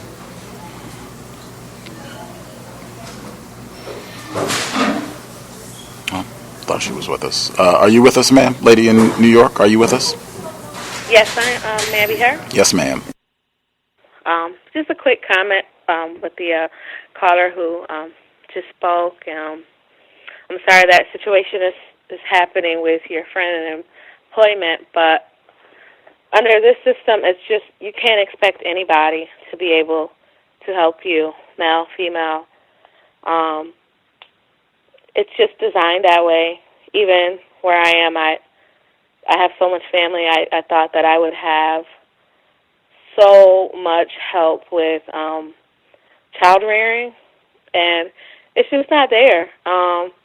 Help with, I have many family members who are in the healthcare field who are literally in charge of hiring and firing, and I thought that would assist me. I've literally handed applications in to family, and they're like, "Hi, it's me. I haven't seen you in 5 years," and I'm like, "Yeah, I know who you are. Hi, how are you?" No, it didn't get me a job, didn't get me anything. So I've just learned to not expect anything from other victims because of the way the system is designed.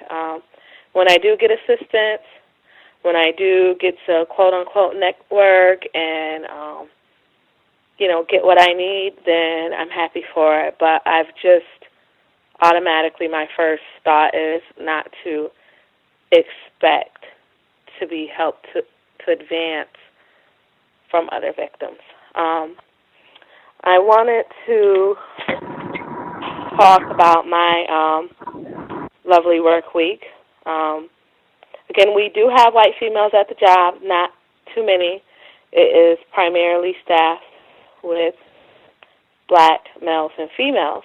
However, I did meet one of the nurses this weekend who is a older white woman who has what are called so-called biracial children, and it was terrible.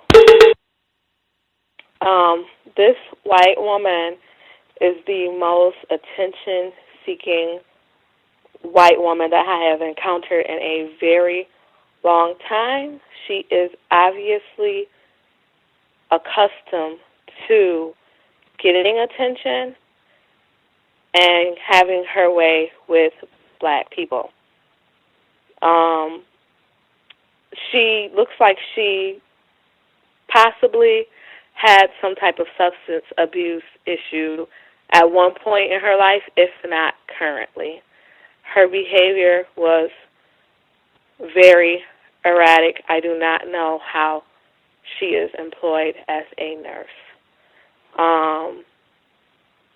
She takes very frequent breaks. She's always off the floor, and if you are a nurse, you can leave your floor. You have to take a lunch break. You have to take your 15-minute break. You just tell the other nurse you're working with or whoever else is there that is nursing, doing some type of nursing duties as well. But this woman does not stay on the, I did a 12-hour shift, 2 12-hour shifts, and she didn't even stay 30 to 45 minutes on the floor without having to continuously leave and do something. On Saturday, which was my first day on the floor, I went because my cousin was training me. We went and we got some takeout. She ran to the elevator. Oh, I didn't know you were going out for lunch. And I said, oh, yeah, because I'm going out. I just said, oh, yeah, just not too much eye contact, not too much conversation, because I did not want to play the game of taking orders at work for different people. And some people have money, some people don't. So I hurried up and got out, came back, and she kind of had a discussion. Next time, tell me when you go to lunch. And I'm like, whatever, I'm not buying anything for you, or I'm not going to take your orders. I went out again and got some coffee, and she said something about that, and that was, these were my scheduled breaks, so it wasn't a problem. So this day I noticed that she did not really like me interacting that much with my cousin, even though she was training me. She would always jump in and try to give some type of training to me or training advice. But it was very manipulative because it would be so that I would do her work or my cousin would do her work so that she can leave and take a break. She was so terrible that she wound up leaving one of her patients on the floor. She did not know how long that patient was on the floor. The aide had to give her an approximate. She lied, falsified documents, called the nurse manager, told her a bunch of lies, and she wanted us, which is me, my cousin, and some of the aides, to do her job for her as far as getting this patient or this resident off the floor, which is not supposed to happen because we can't literally do assessments, but the nurse will tell her how to assess, and then you're supposed to call the RN back and give her whatever your findings were as far as vitals and things like that, neurological check. She decided that she was going to be off the floor, supposedly relieving the receptionist for her half-an-hour lunch break, which anyone else can do and a nurse should not be doing. But what she was really doing was making copies of coloring pages. So she plays this busy game where she's not really busy.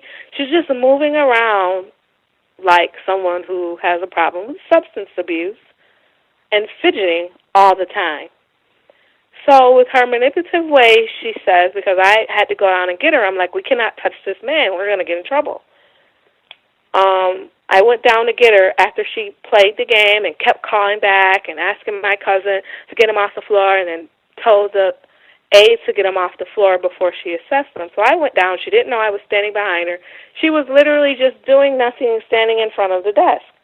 And then she goes, oh, I know, I'm such a bad nurse, and this and that. I left my patient on the floor. But this is her theme, to where she says all the things that she knows is true about her, that she knows she's doing, but she will try to make you seem like, you should have been thinking that, because it's not really true. And she tried to blame it on the receptionist and saying the receptionist black receptionist, black female, has to get together and we have to figure out this lunch break thing. And it was like, no, what are you talking about? So she came on left again, saying I had to finish helping the receptionist. Still didn't get her patient up. Then the third time she came up. So after that, I was like, oh, wow, I have to make sure I stay clear of this woman. She will be the last person I train with, because I know she's going to train me incorrectly, and she's going to have me frantic because that is the way she does things. Fast forward to Saturday, I asked the other black people, what's going on with her? And they pretty much said, again, she blames everyone else, doesn't really do her work. She likes, again, a lot of the females' attention. She makes them braid her hair. They can't go to lunch without her running, jumping down their throat about, get me this, get me that. I don't have my card today. I'll get you next time. So she just does this. Like my cousin is like, I can't stand her. She won't let me be. I'll be behind the desk doing my work, and then she'll jump on, oh, no, let me get you on the computer, and let me get on the computer and show you this. And she's like, I don't need training anymore. I've been here for months. But so she does that, and she did it again where she had to, we had to discard medicine. So she pretended as if she was showing my cousin how to do it, but what she was really doing was hers, and then gave my cousin half of her, all of her patients' medicine to discard, and then some of hers. So she just continues to do this. Sunday, I went in, and the actual director of nursing was in. She asked me how I was doing. I told her great, and I made the comment that I'm at 90%, but I didn't have any coffee, so I'm not at 100%. So the nurse, the director of nursing says, go get some coffee. I want some, but I don't drink coffee. And then she goes, I don't have my card. So I'm like, geez, I'm going to have to get the director of nursing. She's the one who hired me. Whatever, screw it. I'll get her some coffee, even though I don't want to do that. And I didn't expect for her to say she wanted something. So she gets on the phone, calls upstairs to the third floor, asking everybody. And I said, no, you need to stop. I'm not taking everybody's order. I will mess their orders up. So she hung up the phone. I said, I'm going to get something for you, my cousin, and then here comes the other nurse. So I'm like, oh, I don't want her to get in the habit of me getting her something. So she puts her order. Fine. She gives me the money. I said, I'll do it this time, because the director's right here. If the director was not right there, I would have told her, no, I'm not. I don't take orders for everybody because I'll mess it up. So when we get there, I realized that she was 20 cents short. So I did not get her what she ordered because she was short.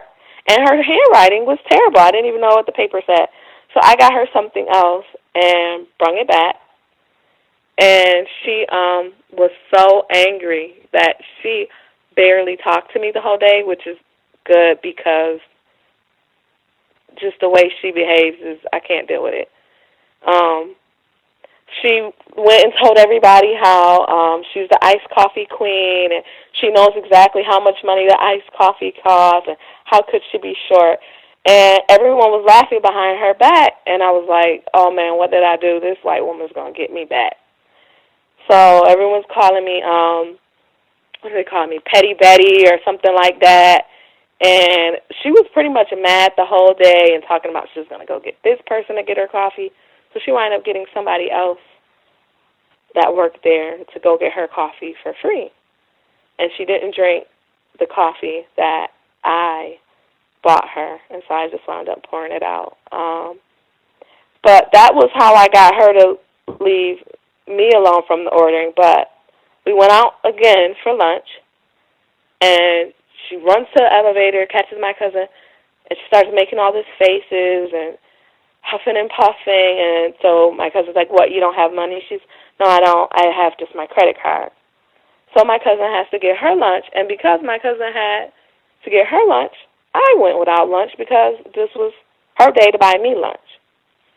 And so my cousin says, I can't find a way to get around getting her what she wants, or having her just all up in my space and giving me this fake training and suggestions, but pawning her work off on me. So later that day, she tells my cousin, why don't you train her on my cart? And I said, hold on. I need to finish my training over here. I'm going to get confused. I can't do both sides of the hall today. And she goes, oh, Jesus, because I have to do all this treatments and all this stuff. So really, she just wanted her to do her cart and for her not to work that day and to do both sides of the hallway. And I said, was she trying to get us to do her work? And my cousin goes, yeah, she was. This is what she does. And you better watch out because she will have you doing her work, signing on it, and if something goes wrong, you're going to be in trouble and you're going to lose your license. So it was a horrible experience because she changed the whole dynamic of the workday with her I don't know, her frantic behavior. I don't know what it is. And so that was me dealing with the white woman on the floor this weekend. I'll mute my line. Wow. That is, that is a lot to process, man. Super, super dangerous. Wow, even where to pick up. I know one thing that did pop into my mind regularly as you were sharing some of the horrors from the week.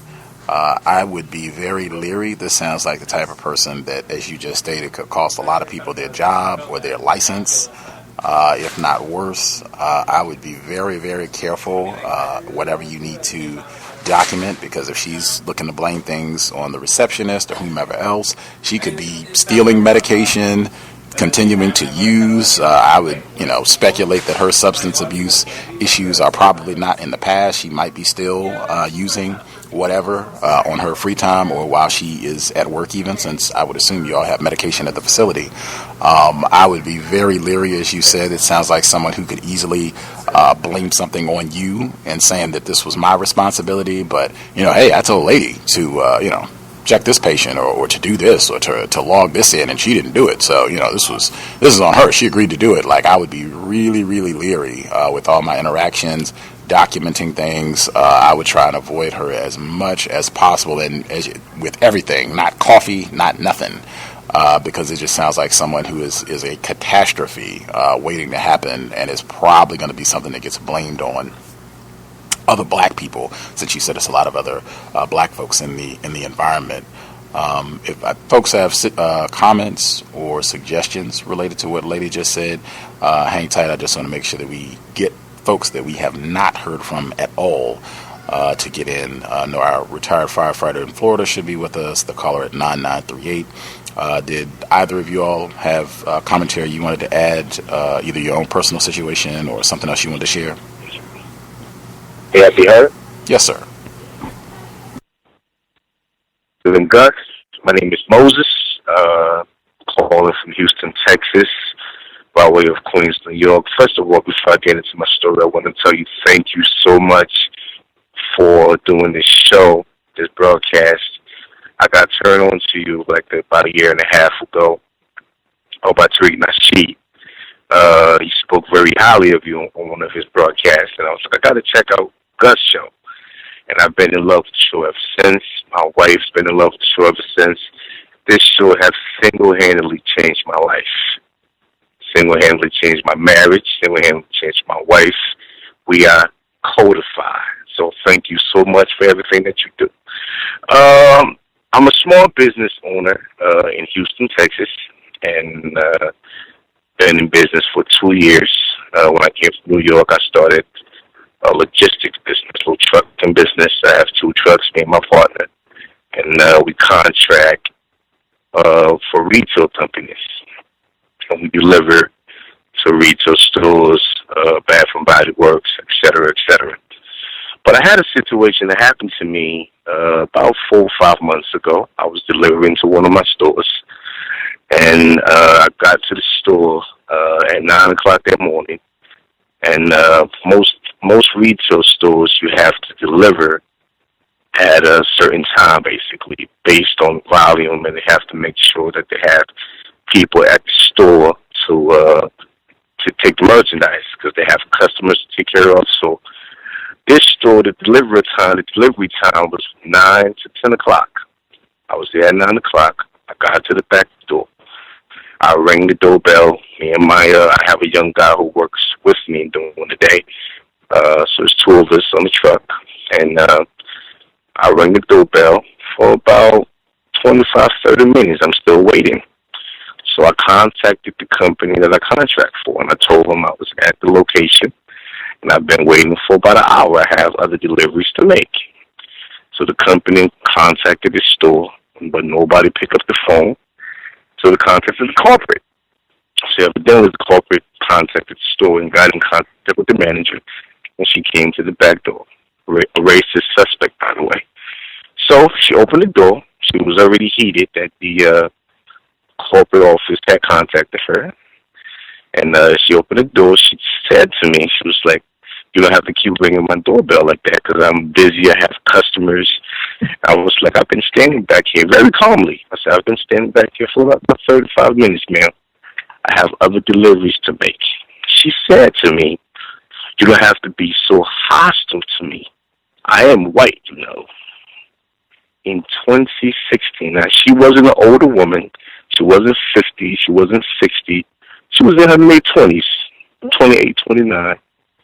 And she said, "You don't have to be so hostile to me. I am white, you know." So I was very calm, and I responded. I said, "Okay, you are white, so I expect you to react like that."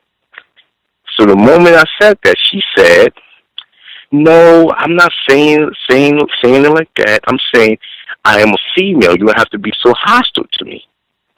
I said, "No, ma'am, that's not what you said. You said you was white. How I have to talk to you like that? You are right. You are white, so I expect you to react like that." And she started going on, making a scene. And it was so puzzling to me, Gus, because she made a scene so much that her other co-workers came from the back, black co-workers, 2 girls, and started consoling her, hugging her and apologizing to her. And I'm standing there like, what the hell is going on here? They were apologizing to her and hugging her, and she was telling them, "No, you took it out of context. I didn't say that." And even my helper, the young guy who works with me, started consoling her. And this went on for like 35 minutes. I'm scanning my boxes. I'm still doing my job. And after everybody was hugging her and apologizing to her, she came back to me while I was scanning my boxes, trying to justify. "No, you took it out of context. You were so hostile. You were so upset. I could see all in your face." And I was very, very calm. I have a very calm demeanor. I didn't say nothing to this woman. All I said was, "I've been staying here for 35 minutes. But since I've been back to the store like a few times, and every time I'm back in the store, she showed me pictures of her black. She has a black godson. She said she has a best friend who's black, and that's her godson. And she's always showing me pictures of her godson and always trying to converse with me. I'm very, very short with her, you know what I mean? And I think she can really tell. But I noticed since that incident, she's always trying to convince me that she's not a racist. And I just thought it was very, very powerful that she was very racist towards me, but then she had other black people consoling her after she made a very racist statement.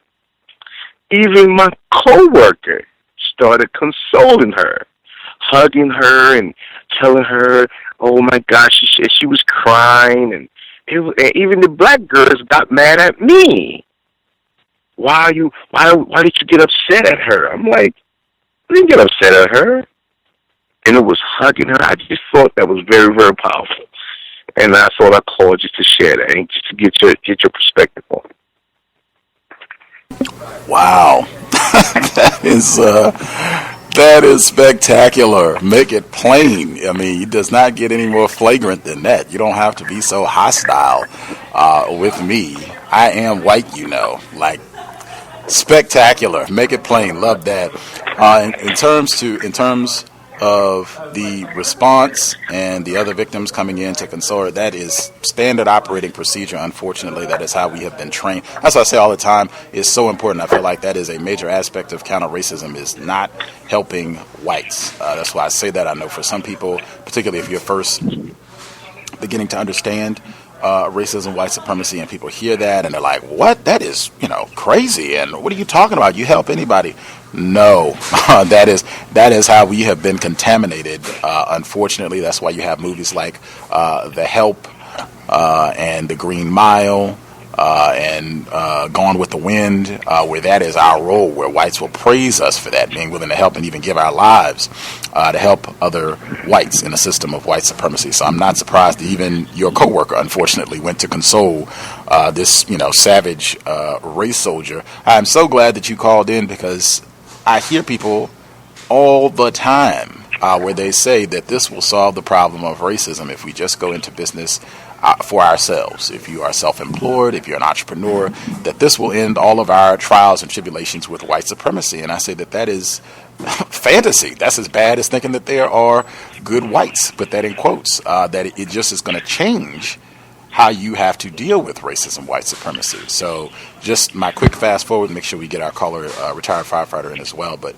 just my quick synopsis, and then we should have time for other people want to give thoughts or suggestions in terms of, I'm not really sure what to do, because in my view, if it's just one white person and a bunch of other non-white people, and the other non-white person is comforting and consoling the white person, it becomes very, very difficult, because then everybody is just going to attack you. If you seem like you have a problem with things, or you don't like what's being done, or even, I would think, even in that instance where you've wasted all this time for this tacky, little race soldier, and it's, hey, we're late, we got deliveries, you're not the only person that... Go ahead. And Gus, are you there? Yes, sir. And no, you just said something so powerful. My whole day was ruined just based on that one situation. Two of my deliveries I couldn't make because I spent so much time at that store with these people trying to console this woman. It reminds me of a show that you did I think it was a few years ago. I was listening to your old podcast, old broadcast, and that was I forgot she was a writer, and she was at a conference for black people, and she started crying, and everybody started consoling her. I forgot her name. She was on the show a while ago, and you kind of called her out for that. And that was a similar situation with me, Do you remember what I'm talking about?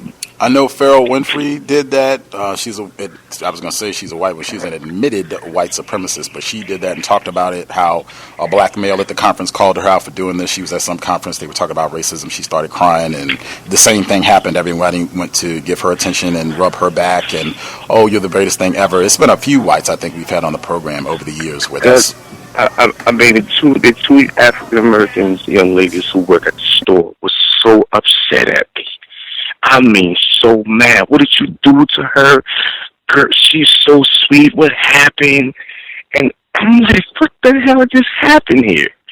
Like, I mean, it went on for like 45 minutes. She was crying. It was hugging her.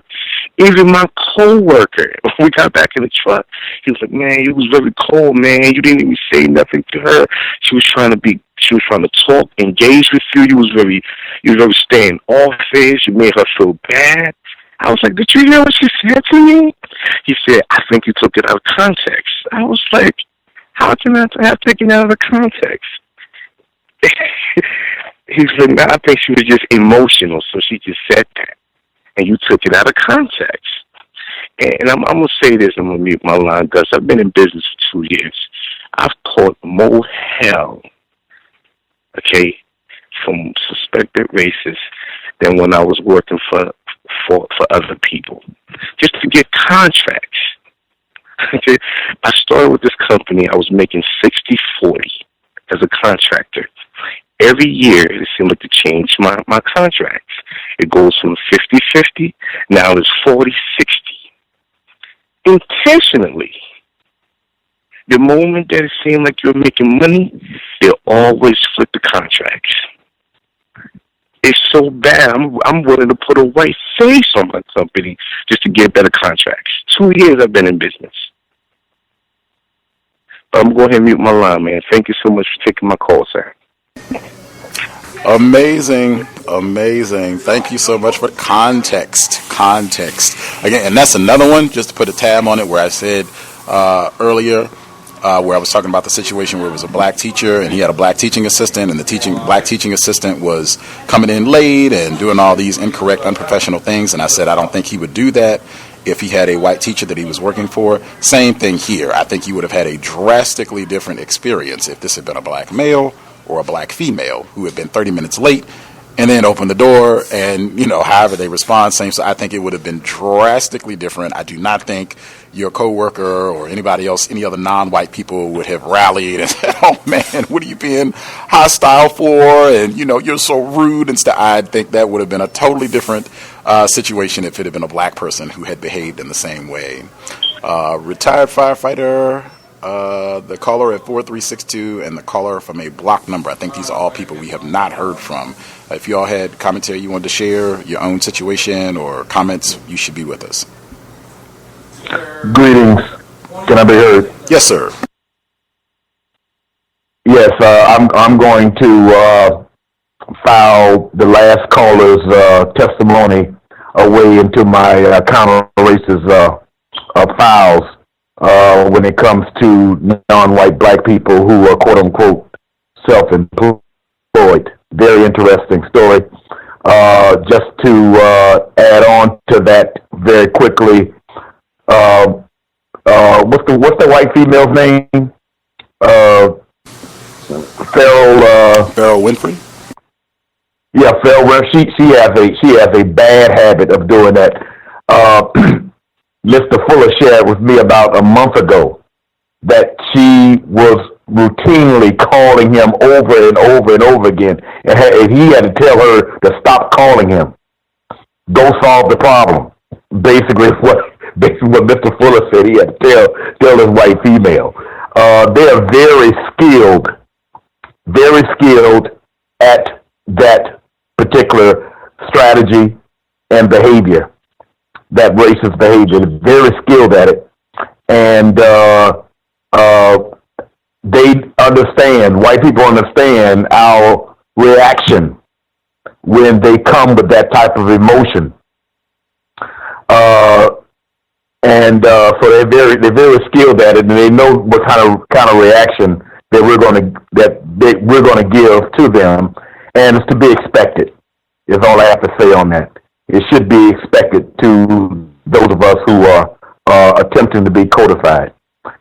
At the beginning of the program, with Mr. Fuller speaking about the consistency on the job with black people, with the insults under the guise of joking, because even in our confusion, we understand the tension that exists in the people activity and employment, but a lot of us can't articulate, or we're not codified. So therefore, as a reaction, we do this clowning and joking and insulting and loud about it. On the job that I retired from, I saw it for the most part in what was called on the job battalion meetings. You have several stations within what is called a battalion to meet at a fire station, and that will bring about maybe 20 somewhere around 20 to 25 individuals from their different units, rescue trucks, fire trucks, at one station with the chief basically supervising the meeting for wherever it is. Maybe a union, some kind of union information, insurance, or even something about fire or rescue work, that sort of thing like that. And it would always, almost exclusively, be non-white black males, quote unquote, cutting the food, clowning, as entertainment. It'd be comedy central, to be expected. I recall one time reporting on the program that I had to actually go about the means of convincing a non-white black male not to put on a gorilla mask and go into the meeting, one of the battalion meetings. He was en route to go inside of a fire station with a gorilla mask. Now, what he was going to do with that, I do not know. But I kindly pulled him to the side and asked him, would you please not wear that mask in the fire station in the meeting? Because I feel I would have to go about the means of defending the reaction that you will be getting, which would not be good, and I don't want to have to go through that. Would you please, just please do not wear that mask? I actually had to do that. Moving on, something good and constructive. On the job as being a high school football coach, there's been weeks where there was concern about, pregame meals, which is a meal before the game, for nutritionary purposes, and also down here in South Florida. It's humidity big time, and it still is like summer. So it's common in athletic events the athletes would have muscle cramps, and what took place was a level of the players' mothers. We're talking about black females. Black females, just in a matter of a few moments, organized, got it together, and they are fixing those kids, I don't want to say kids, but fixing those young black males meals after practice. And I went to them and thanked them and said, this is a lesson for me in self-respect. And I'd like to thank you for your time and effort and what you've been doing. They raised their own money, got the food together, fixed it, prepared it and served it to their sons and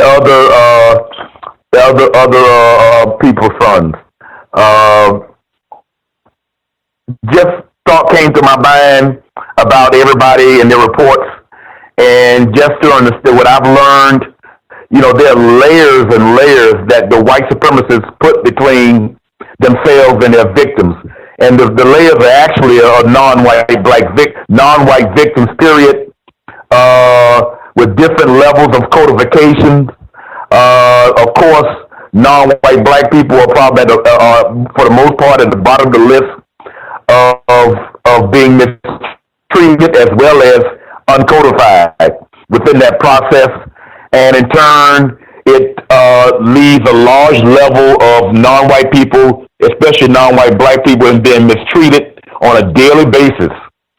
Because we're talking about white people who may not individually or personally like each other, but they are codified.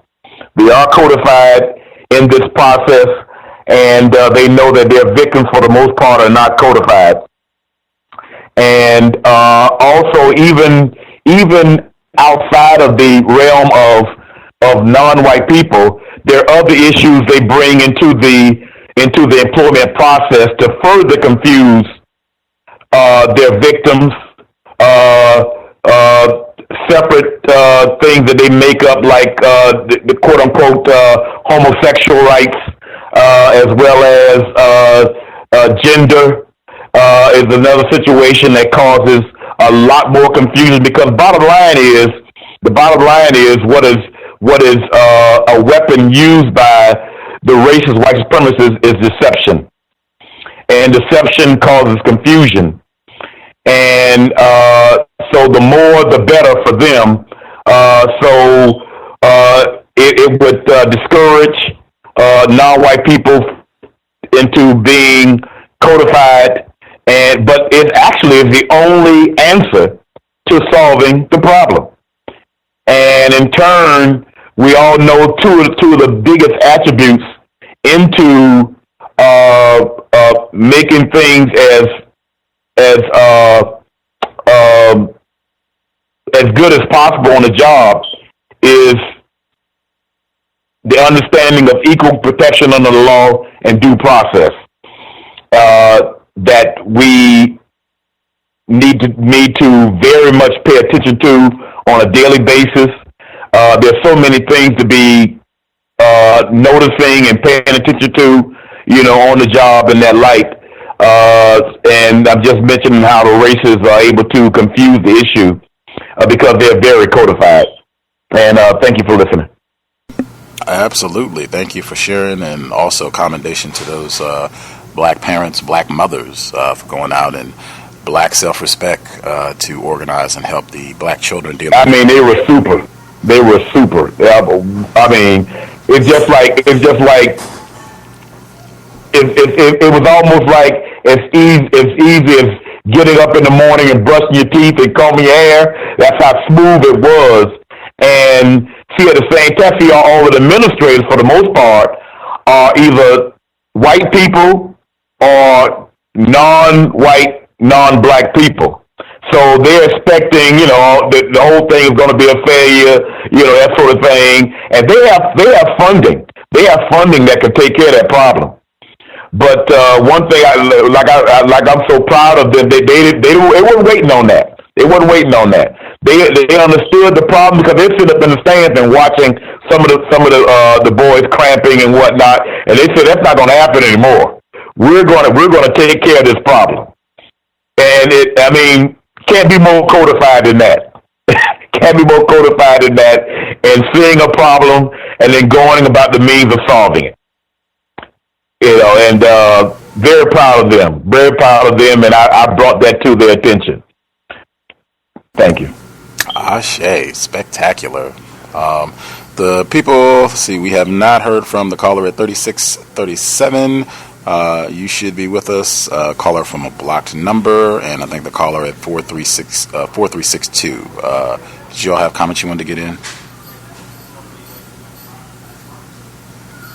Can I be heard? Yes, sir. Okay.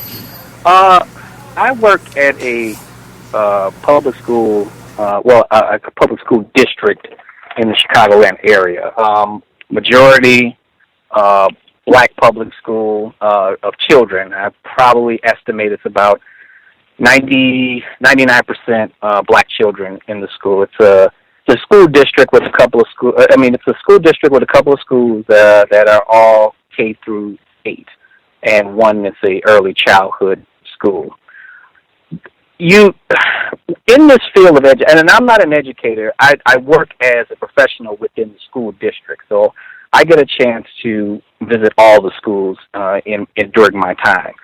And it gave me a perspective of how racism and white supremacy is being implemented on, with black children on an early level. Now, this is a school district that doesn't have what they call very high scores in testing and grades and very poor attendance, according to the Illinois Educational Board. Now, this is also a school. This is also a school district that has an all black.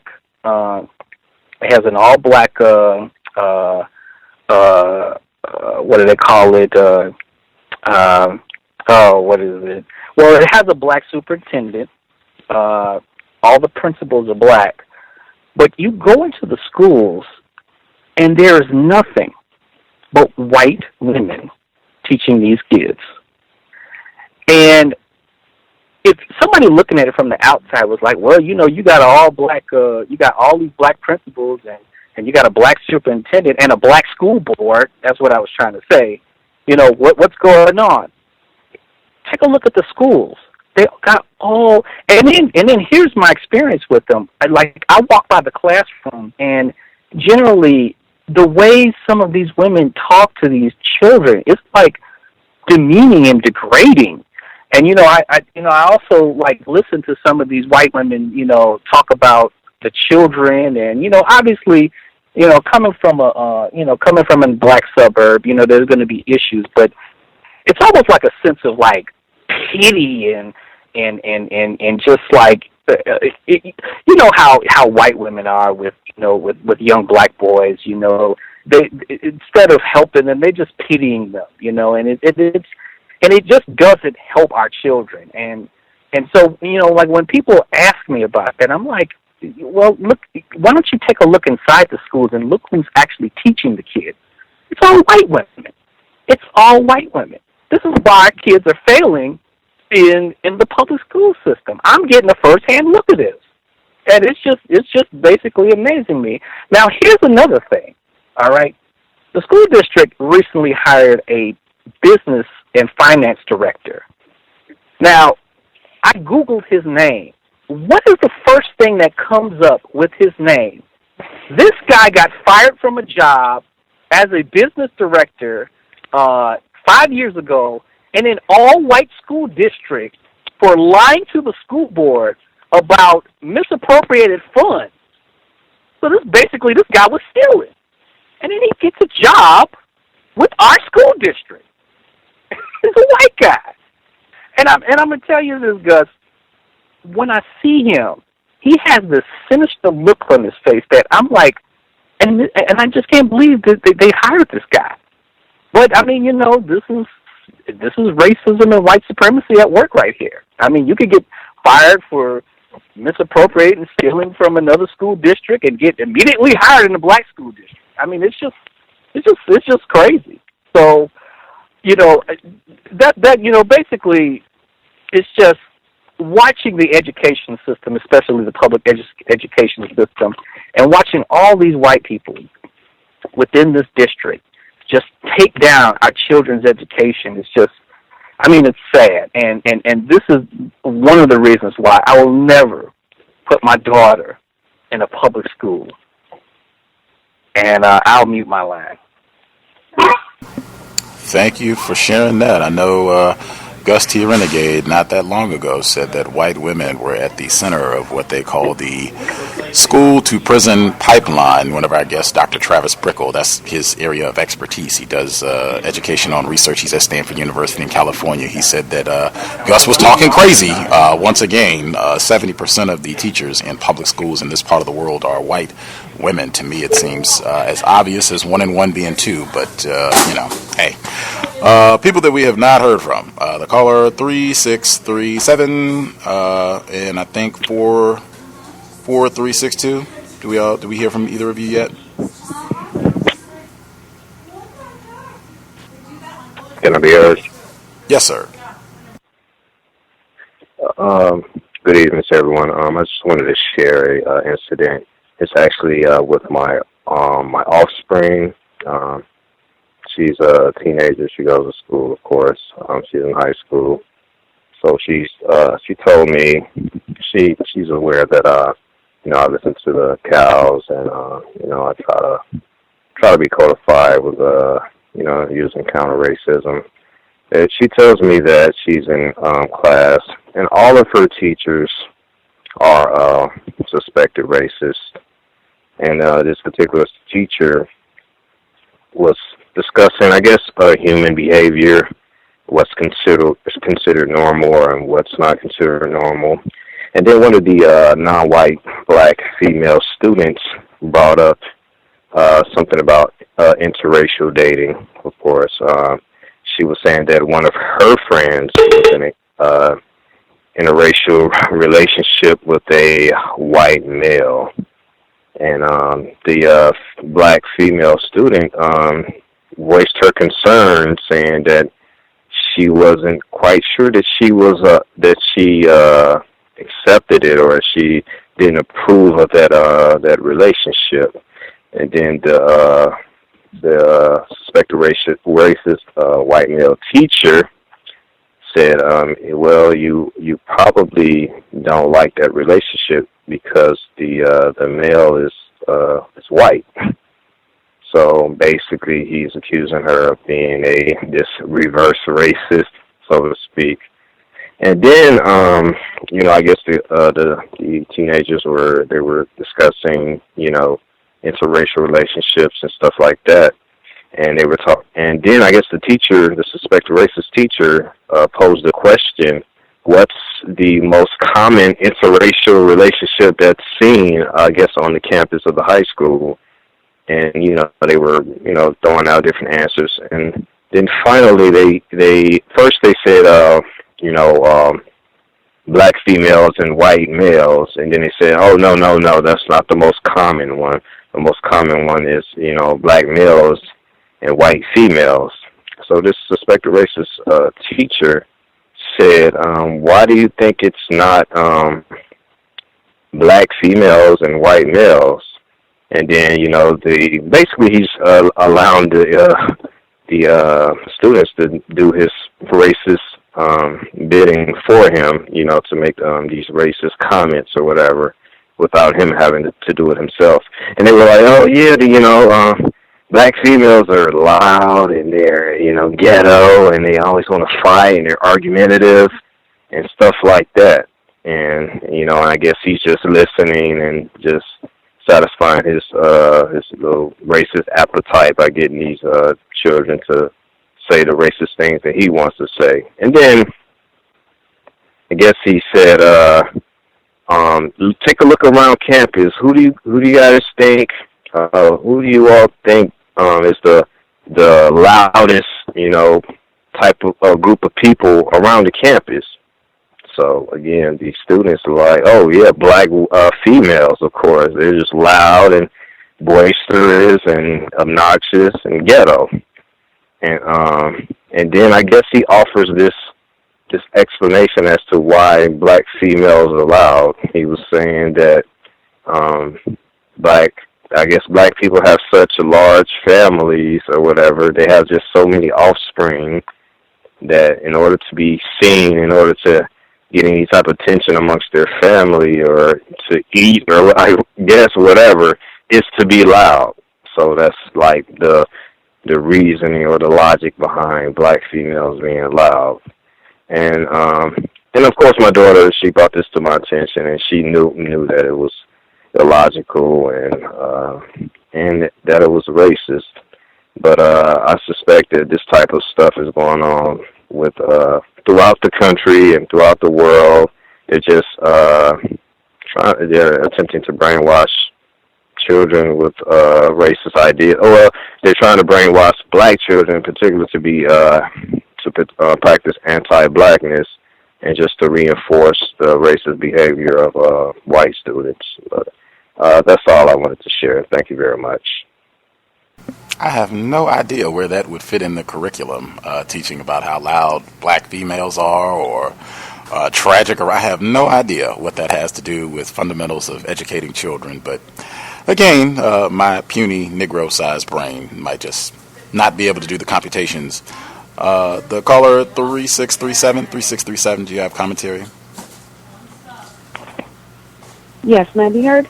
Yes, ma'am. Hello, everyone. Caller from the 712. I'm calling with another update from the job that I called, I think it was last month. I was the person that they tried to get me to do something at my job, and I didn't want to do it, but I still went ahead and did it.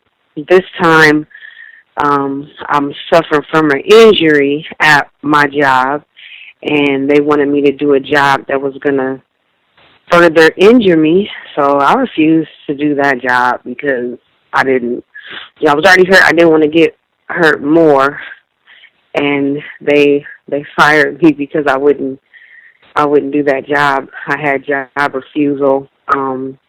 They brought me into HR. They wanted to know, did I know why I was being brought in there? And I told them it's probably because I'm getting a raise because I'm an outstanding worker, and they all laughed. And then it got serious, and they're like, no, we're going to have to let you go. And it was, they used attendance against me. You can't have so many attendance points, and I know every job does this. And I end up with my injury. I was calling in. I was injured. And the limit is like 14 points, and I think I had like somewhere around like 40, 50 points.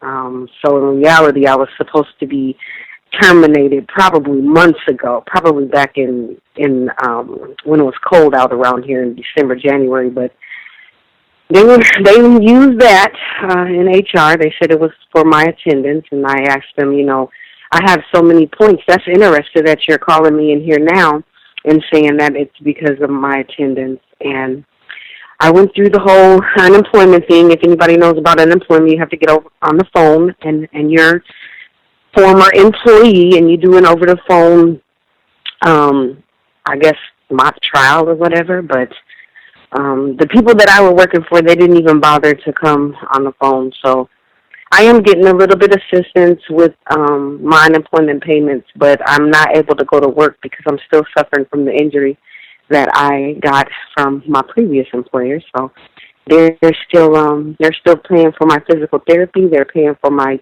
medicine, and but other than that, I got fired, and they were able to use the attendance because it was true. I did miss a lot of days because of my injury, but they covered it up like it was because of my attendance, but in reality it was because I refused to do it. That was the first time I refused to do a job out there, and I wouldn't do it.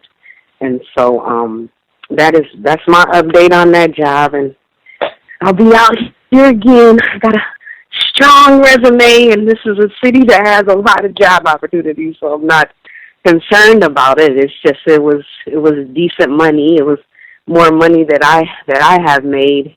I've only worked hourly jobs, but I'm not really concerned about the job. Me finding another job. It's just, I don't know. They just keep doing this horrible stuff to people, and they have signs posted up like they're concerned about if you do get hurt, but I don't think that they are, and that is my workplace racism. Thank you. Wow, I am sorry to hear that. That is the audio segment we had at the very beginning of the program. I think it was the last little bit of what Mr. Fuller was sharing, where he said if racists, if they want to get rid of you, there's nothing you can do to stop it. Whatever reasoning they come up with, that again is the system of racism, white supremacy, and typically that sort of thing. If you are demonstrating some black self-respect, you have an injury, I'm not able to do this, that sort of retaliation that was also in the beginning audio clip, that sort of thing is super common, and that's where they'll just go and say, oh, well, you missed this amount of days, for whatever reason, and we just can't have people. I think Mr. Fuller even talked about that before as well. We just can't have you, missing all these days. That's not, they might even throw the F word in there. It's not fair to your other coworkers to keep missing all this time, and then they have to do extra work and all that, and we're so sorry it didn't work out, and make up a lot of nonsense excuses. But and that is a part of it as well, just to have us demoralized, and you have to keep going back through the employment process, and as you said, having these little mock trials, as you called it, when you have to call to try to get some help from unemployment, that sort of thing. Just all of that to demoralize us. It destabilizes you. You might have to move. It can cause such a disruption to your life, to your career. You have to keep trying to find new jobs and things. That's why I encourage if you can to try to minimize that to the best of our ability. But that is exactly what racists have planned for us, to just keep job to job, whether they make us frustrated enough where we leave, or whether they find some nonsense reason to terminate us. That is exactly how the system is supposed to be rolling 2016, unfortunately. Did we miss anybody? I know Roz had a commentary. And make sure we get him in before we get ready to wrap. Is it anybody we have not heard from at all? Voice has not been spoken. Can I be heard? Yes, sir. I'm just Thank you, sir. Greetings to Gus, the host, the listeners and callers. I have a few observations. There was an incident in the past that I was thinking about where, like I know you mentioned about helping white people.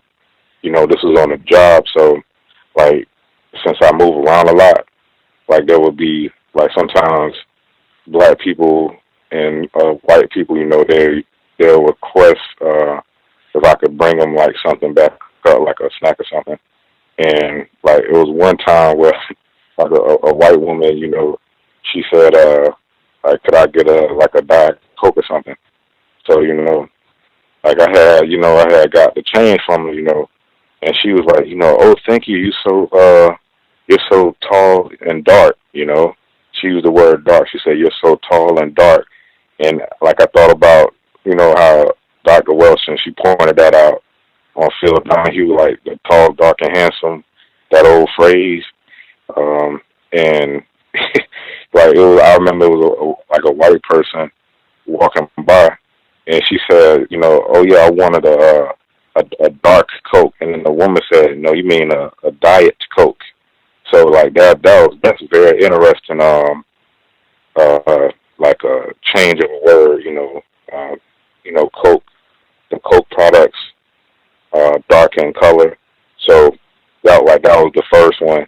And, like, the second was, like, this black female, she was telling me how, like, that white male supervisor, he was trying to, I guess, extract some kind of viewpoint on the race issue from her, because he was trying to, I guess, bait her into saying something by saying, oh, you know, like, this person that I used to have working for me, she used to accuse me of being a racist, and, you know, like, you know, what would you think of that?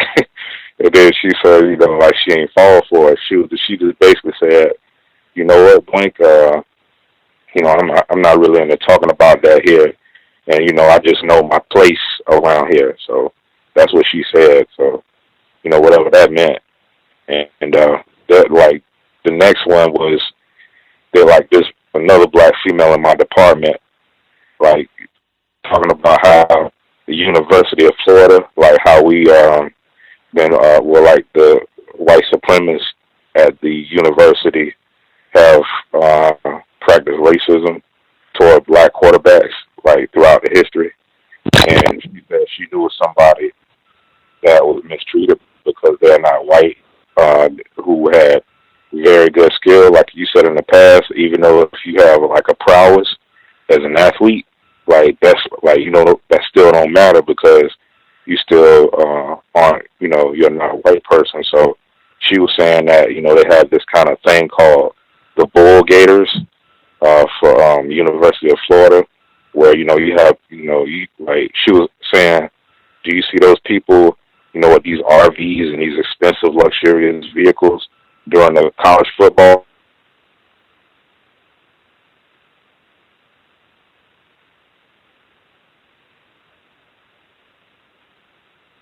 season? And I was like, yeah, you know, I've seen them. And she said, yeah, you know, those are considered the Bull Gators. So I asked her, like, what is that term right there you keep saying? Oh, you mean Bull Gators? You know, and I said, yeah, and she didn't really have a definition for it, but that was the term she was told by her father. I guess they use an alumni. So, you know, just very high-level white supremacist activity, you know, and she was just trying to say that I guess that since they, I guess, donate money, they don't want, you know, black quarterbacks on the field. So this is how you end up with a Tim Tebow, you know, because even though he doesn't have the skill to be in the pros, he still gets offers and all kinds of good treatment, you know, in a Jesus jersey.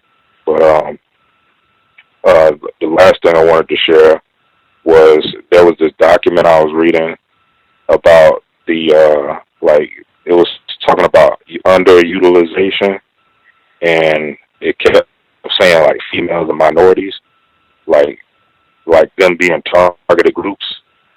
And, like, that word female, it reminded me of that one caller who was saying, you know, well, you know, I am white, and you know, aren't I?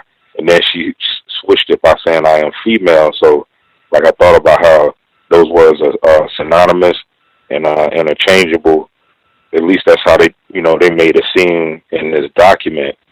And they were saying, well, white females are underrepresented for officials and professionals and all these different titles. But when it came to black females, and they listed Hispanics, the titles became shorter.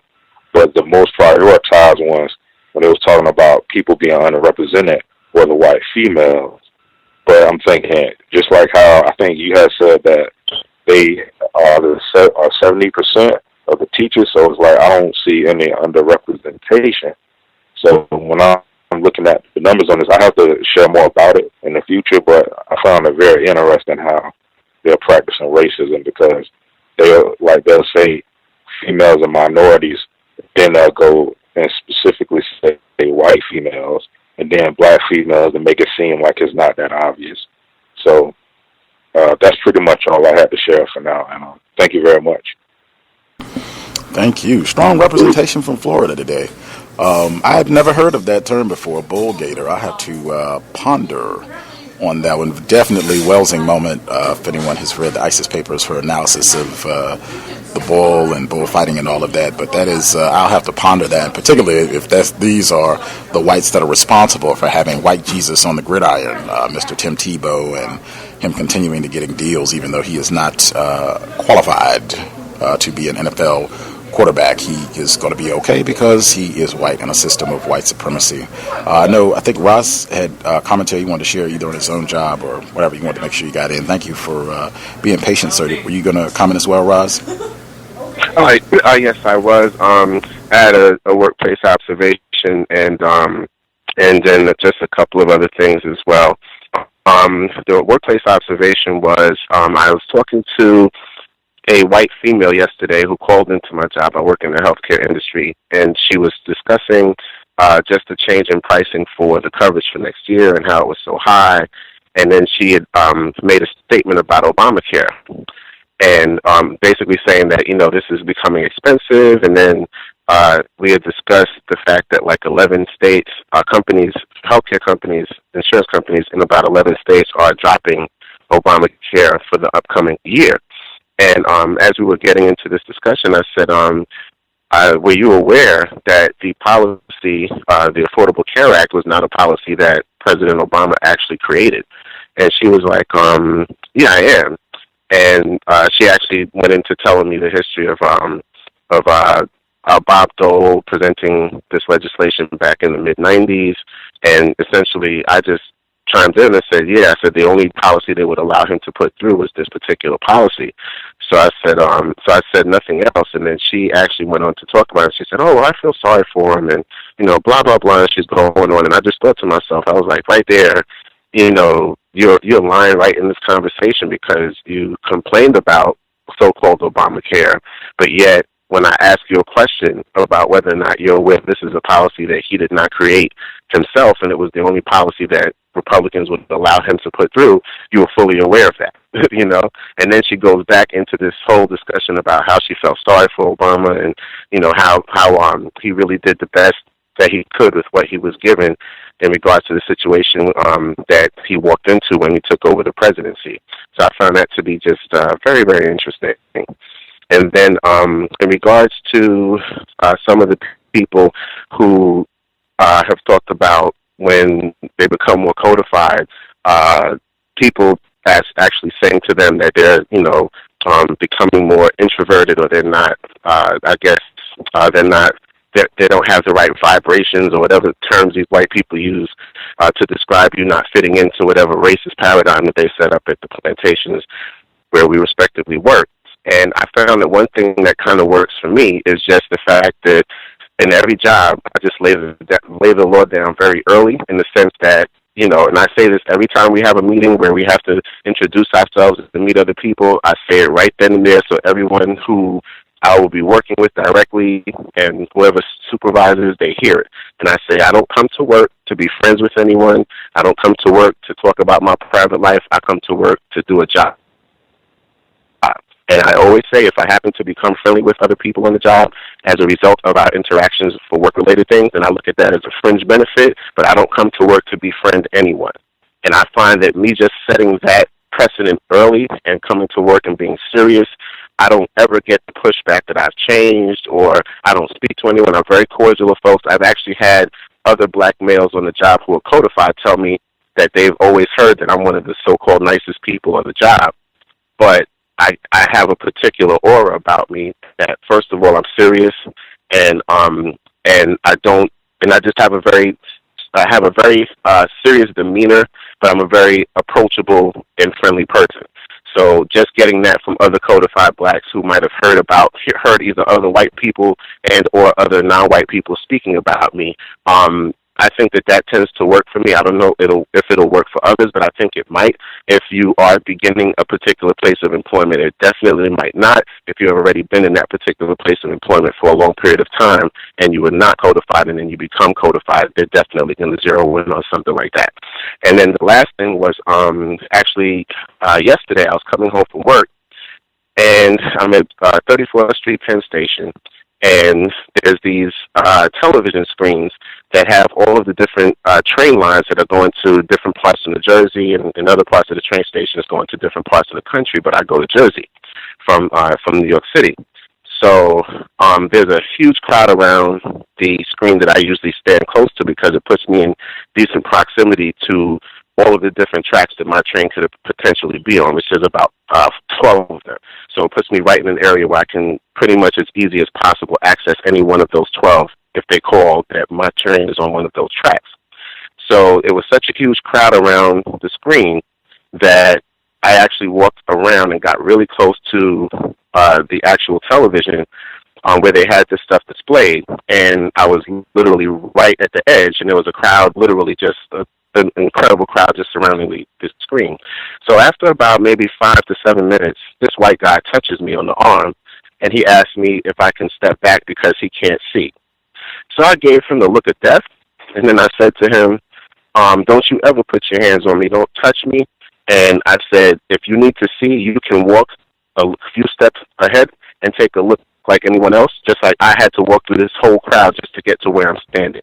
If you don't like it, I don't care, but do not touch me, and I have nothing else to say to you. So he looked kind of stymied for a minute, and he kind of looked a little bit red because there were a mixture of, white people and black people all waiting for the train. And I just gave him the look of death again, and then I proceeded to mind my business and look for my train. And that was my story. Thank you for hearing what I had to say this evening. I appreciate it.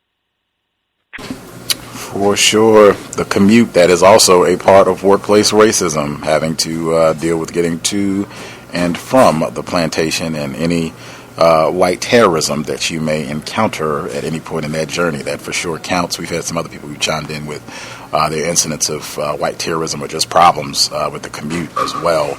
And that another illustration, black self-respect and not helping white people. Just simple things like that, particularly when you are not actually on the job in the physical location. Definitely. I mean, it should be, you really do not have to do much of anything with regards to aiding, assisting a white person, even taking a step to the side so that they can see, whatever information is on the billboard or the sign or, whatever they are attempting to do.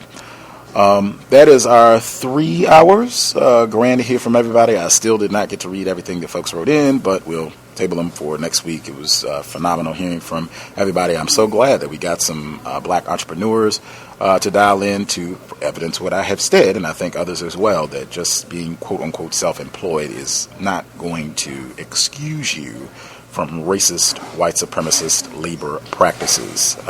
We will be here tomorrow, and this will just be an extension of some of what we talked about today, starting a new book, the great Sam Greenlee, his infamous 1969 novel, The Spook Who Sat by the Door. I think I won't say a lot, but I think a good number of folks have seen the movie adaptation of the book. The book is not exactly the same, so it will be grand to read and see the differences. But we are starting tomorrow, 8 p.m. Eastern, 5 p.m. Pacific. A good chunk of that book is about workplace racism and some of the exact problems that we talked about this evening. Will be great to share thoughts, discuss. One of my favorite books. I've read it before.